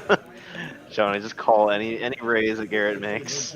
Bijan's my There's short no stack way. hero. Bijan's folding here unless he has aces. There's no way he's playing this hand.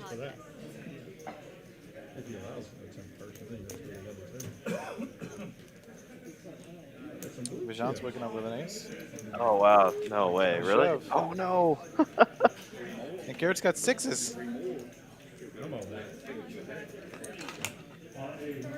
I'm actually really surprised Bijan decided to do that. I should have 35, 50, 67. I should have almost what you have. I got two. Look at that. Two pocket pairs back to back, down to crumbs. I know. Could be down to our final three here if an ace comes. Oh, wow. Wow, and this flops middle set. Another set. Yeah, top set last time, middle set this time. Got to dodge a four, though. Oh, another boat. Just a boat. Back-to-back boats there for Garrett, and now Bijan is a shorter stack. Wow. You know, I mean, I was mentioning that before he shoved. I was actually really surprised that John decided to shove there, considering how short Garrett was. Shit. I'm still third place. Definitely a spot there. I think he could have found a fold. But yeah, I guess we go back to what you're saying is right. He's going for the win, and I can Right, definitely yeah. respect that. You know, the blinds are so high right now, and every orbit's going to cost them so much. So sometimes you just kind of have to.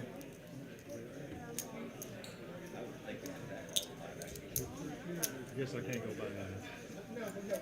Good answer. I asked yesterday. Now Bajan has got crumbs. Really? Let's see if Bajan can channel that. He did tell me I could play in the The one. cards that Garrett's getting right now is first. Yeah, you can. I asked yesterday. He said no, but I'm sure they changed that. They said no yesterday. Really? The only reason you might not is because your system may not allow me to do it. Most places allow you to do it. It's chalked out, and the system may not allow you to be more than one table. Yeah. That's the So only Garrett's he likes playing the PLO tournament on Sundays too, and that's what he's talking about. you want to. The Poker Atlas system, when you're logged into the system, it logs where you're at. So you can't be logged into 2 tournaments at the same time. That's kind of what he's talking about. John's going to shove with King Deuce right before his big blind, which totally understandable. Trying to get a call by Mark. I believe Mark has the King 4 for King 9. Yeah.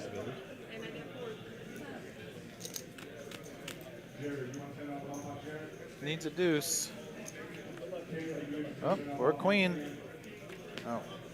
And that's going to be it for Bajan. Nine plays. Good luck, guys.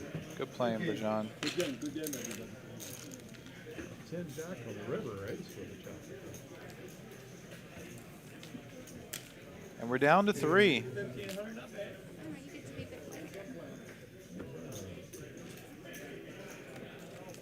Look at that laddered up there for Garrett, huh?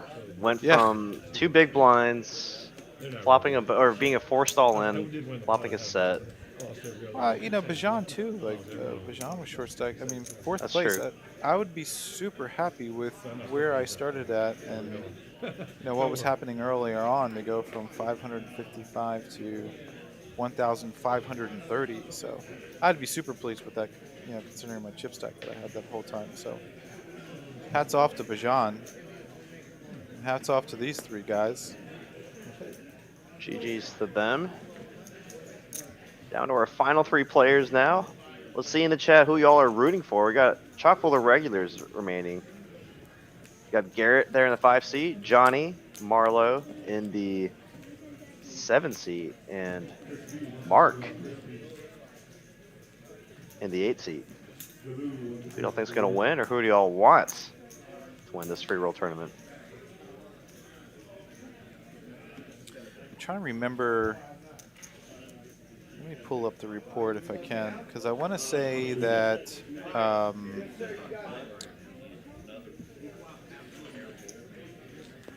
with earning the seat, I think Mark earned his seat from, and I'm going to pull up the spreadsheet now.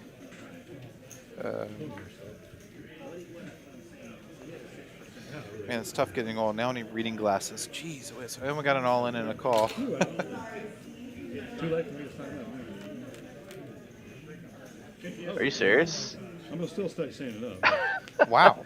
Just flops the nuts. I already got 6. Just Oh my goodness. Ton of chips left. And look at this, Garrett here, from being a forced all-in, now has a larger chip stack than Johnny. And, you know, really going with that saying, chip in a chair. Coming back from a short stack, and now has a second in chips. 23K to 200, over 200,000. Yeah, so Mark earned his seat from the loyalty side, from the entry side. And so did Johnny, Marlowe, and Garrett. all three of these guys earn their seats from the loyalty sides and not from the money list side. You know, I bring that up because, you know, someone was like, well, did you do that because the guys that earned it on the money list side need easier opponents? And I said, listen, man, These are some the of the guys that hardest players. yeah, these guys are playing a lot of poker. They are no slouches, and you know, just because they earned it on the loyalty side doesn't make them a really good or a strong player. And as we're seeing today, all three of these guys are earn their way on the loyalty side, but are the final three. Yeah, and tournaments inherently have a higher variance too, right? So just because you're not making the biggest cashes or not having a good year doesn't mean you're a bad player or can't play tournaments well. Uh, there's inherently a lot of variance, right? And I mean, there's also some argument, right? The players that entered on the lowest side typically have the most experience, so they're gonna be some of the tougher opponents since they're here playing, every day or every week. Yeah, Moa. Moa your lawn. I love your name, by the way. That's a great name. Moa your lawn. Yeah, he is flopping everything. Richard goes, Vegas has it as a pick'em between Johnny and Vandy. I don't know. Vegas is going to have to change that line now after Garrett. The odds have changed. The odds have changed. Johnny's going to shove with 2 face cards. Garrett has a face card. Running high. Oh, he's going to fold.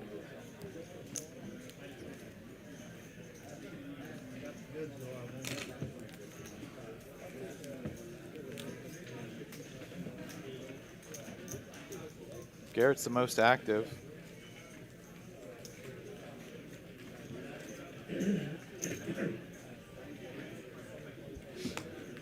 Those RFI numbers. 81 hands played. We're down to 3. This tournament started today at 2 p.m. We're now just over 6.5 hours in. Mark's going to wake up with queens. Garrett might defend here for another 8K. He does.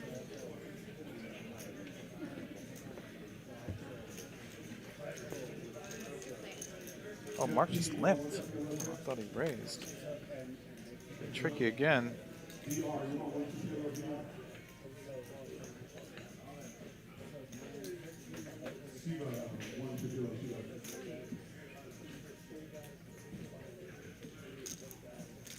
Gets lucky with the queens that no one had anything.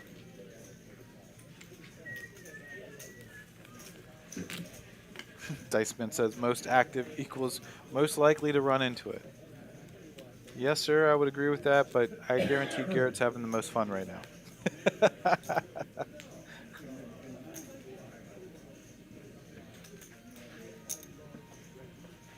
Garrett's got a pretty hand on the button. 3-handed. Definitely a hand that you can open with.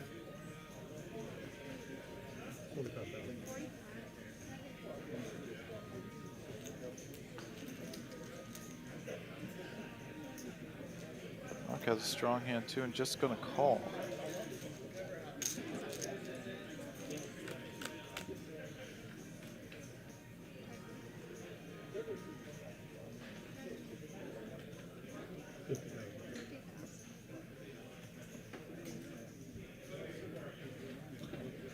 Yep.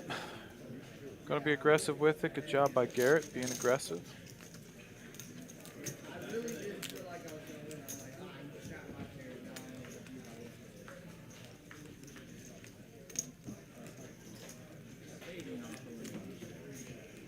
Aggression at the right time. So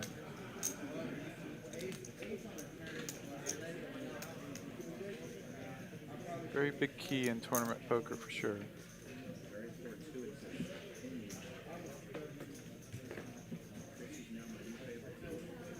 Mark waking up with a pretty hand, 3-handed. King 10 offsuit. Gonna open it up. Raised 40,000. A little bit, about 2.5. Garrett has a strong hand as well.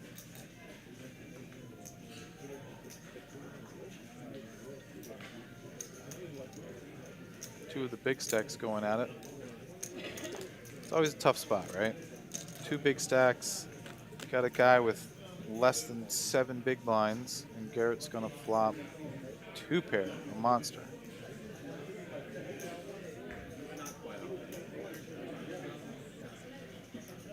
Mark's gonna bet right into him, pretty big too.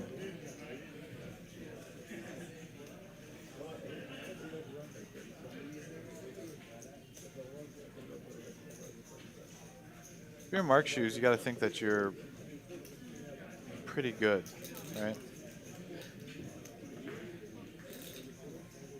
Now you're not feeling so good about your middle pair. Is Mark going to continue, or is Mark going to slow down with the check? He's going to keep firing. I feel like you can go both ways. Against a player like Garrett, he could definitely have hands like 10 jack, 9 jack. Hands where they have equity and a pair that you're still ahead of. At this point, though, once Garrett shoves, you'd expect all the just jack holdings to just make the call, I think, for that price. So I think Vanny could probably comfortably get away here. This is where bet sizing becomes pretty key too, right?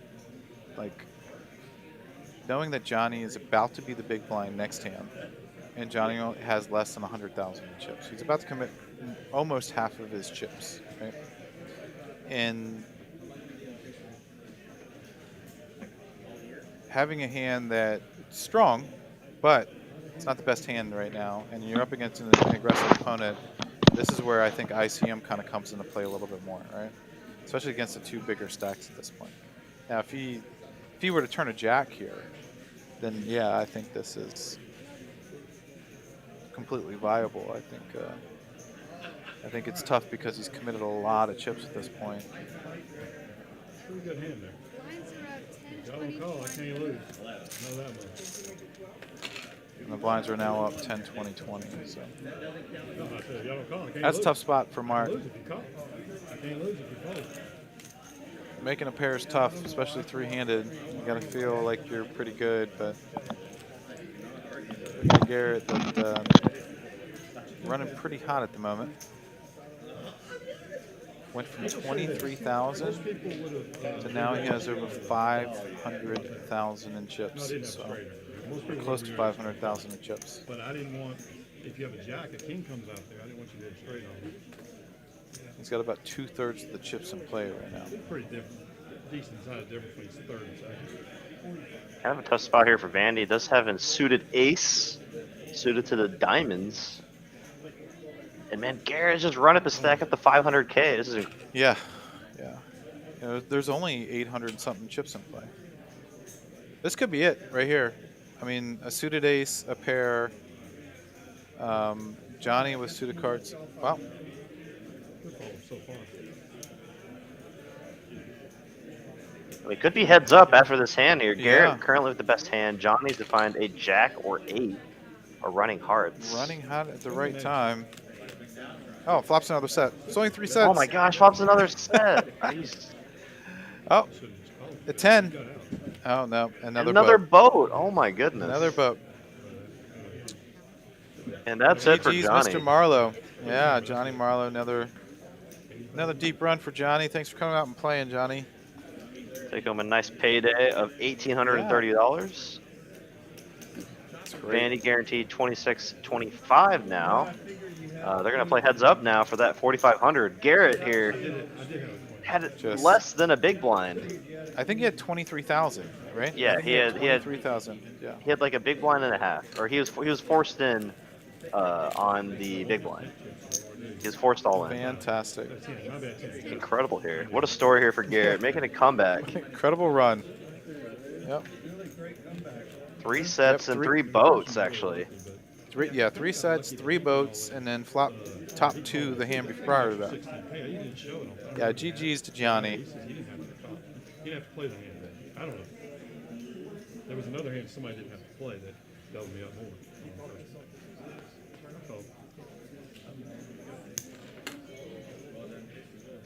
I mean, Garrett's I got might 9. just flick it in here, right? Try to end the I tournament. would. I mean, yeah, I would try to end it. I mean, Oh, But we're yeah. not one of the double up Vandy. Such a strong player.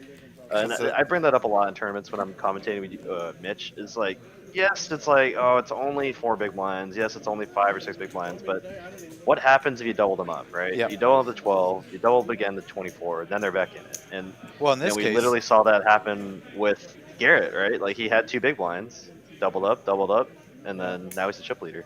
there's only 800. There's just over 800,000 chips in play for this, right? So, even with even with Garrett having 560, like over 2/3 of the chips in play, one double up, they're even in chip stacks. I mean, they're even in chip stacks in just one double up. So Might see a shove here from Vandy, turning top pair. yep. Garrett went to gamble.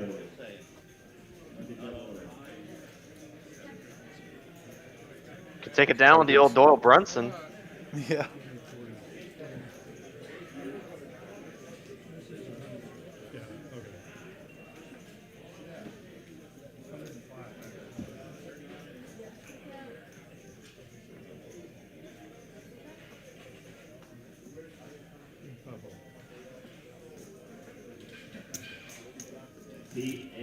Kevin wants to see a rabbit, put a rabbit over for the camera. I think they do want to see it. Or maybe they already know, I guess. I kind of want to see a rabbit. Garrett's saying he wants to hear the rabbit card. He would love to see what the river was going to be.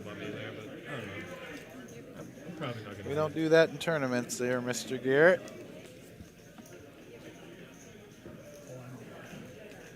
Of the time I'm behind.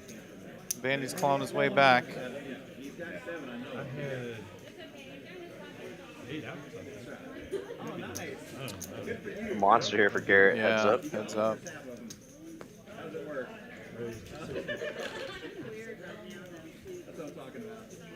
It's not a string bet, folks. He did say raise. So.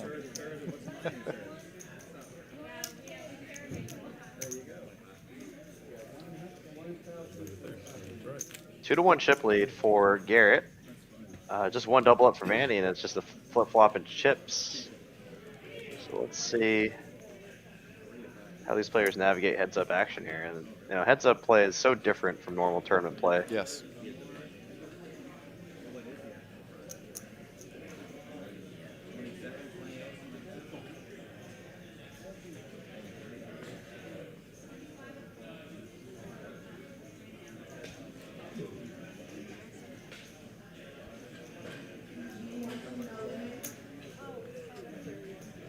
Vandy's going to raise it up. Garrett's going to just call. Going to go to a flop. Garrett's going to get the best of it again. Oh, now he's going to turn trips. And then check, and then... Oh, boy. Pretty sure you just call here again if you're Garrett. Oh, he is just going to shove. Just going to shove. Hoping that he had a king, I guess.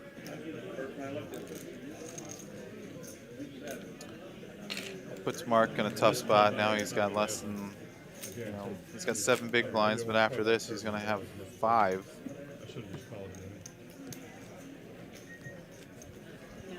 Yeah, 5 in his effective stack, so it's a pretty rough spot here for Vandy. Yeah. We've seen Garrett come back from less, so don't count out just yet.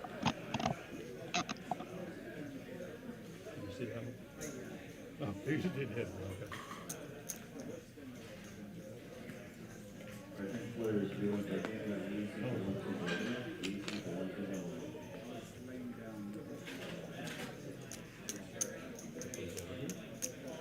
Garrett's going to use some of that muscle called leading chip stack right now.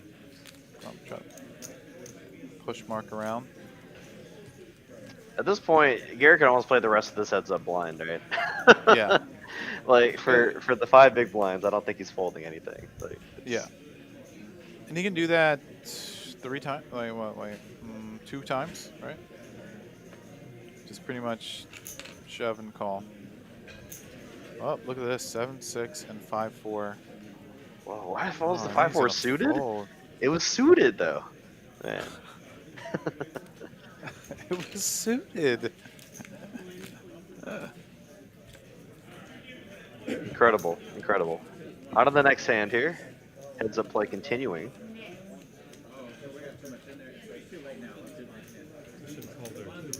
I think Garen is Garrett. He just said I should have called there.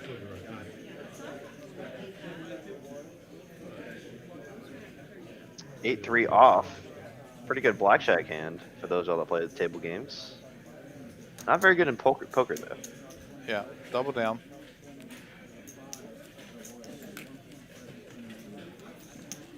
Looks like we had a little surge in viewership. About 230 of y'all joining us here tonight. You're watching the final 2 players in our 15K guaranteed free roll for our 45 most loyal players. These players accumulated points over the past 3 months, and were able to qualify for this tournament through playing tournaments, cashing well in them. So maybe we'll go all in with a 10-7. Wow, and Garrett's look at gonna that. wake up with 10s. This might be it. Oh my goodness. This is probably going to be it, unless a miracle happens here for Vandy. Well, Okay, there's has a running 9. straight possibility. He's an 8 He's or an a 8. 6 here. Oh, Jack. No, and that's it. that's it. Yeah, that's the end. Only thing that would have saved Vandy there was a foul deck, but Well, what a great first free roll loyalty rewards tournament that we had today. Congratulations to all the Mark. players. Yeah.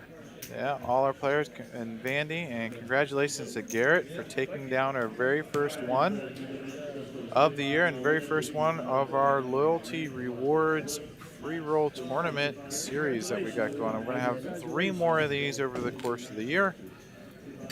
Every 3 months, you're going to be able to accumulate points.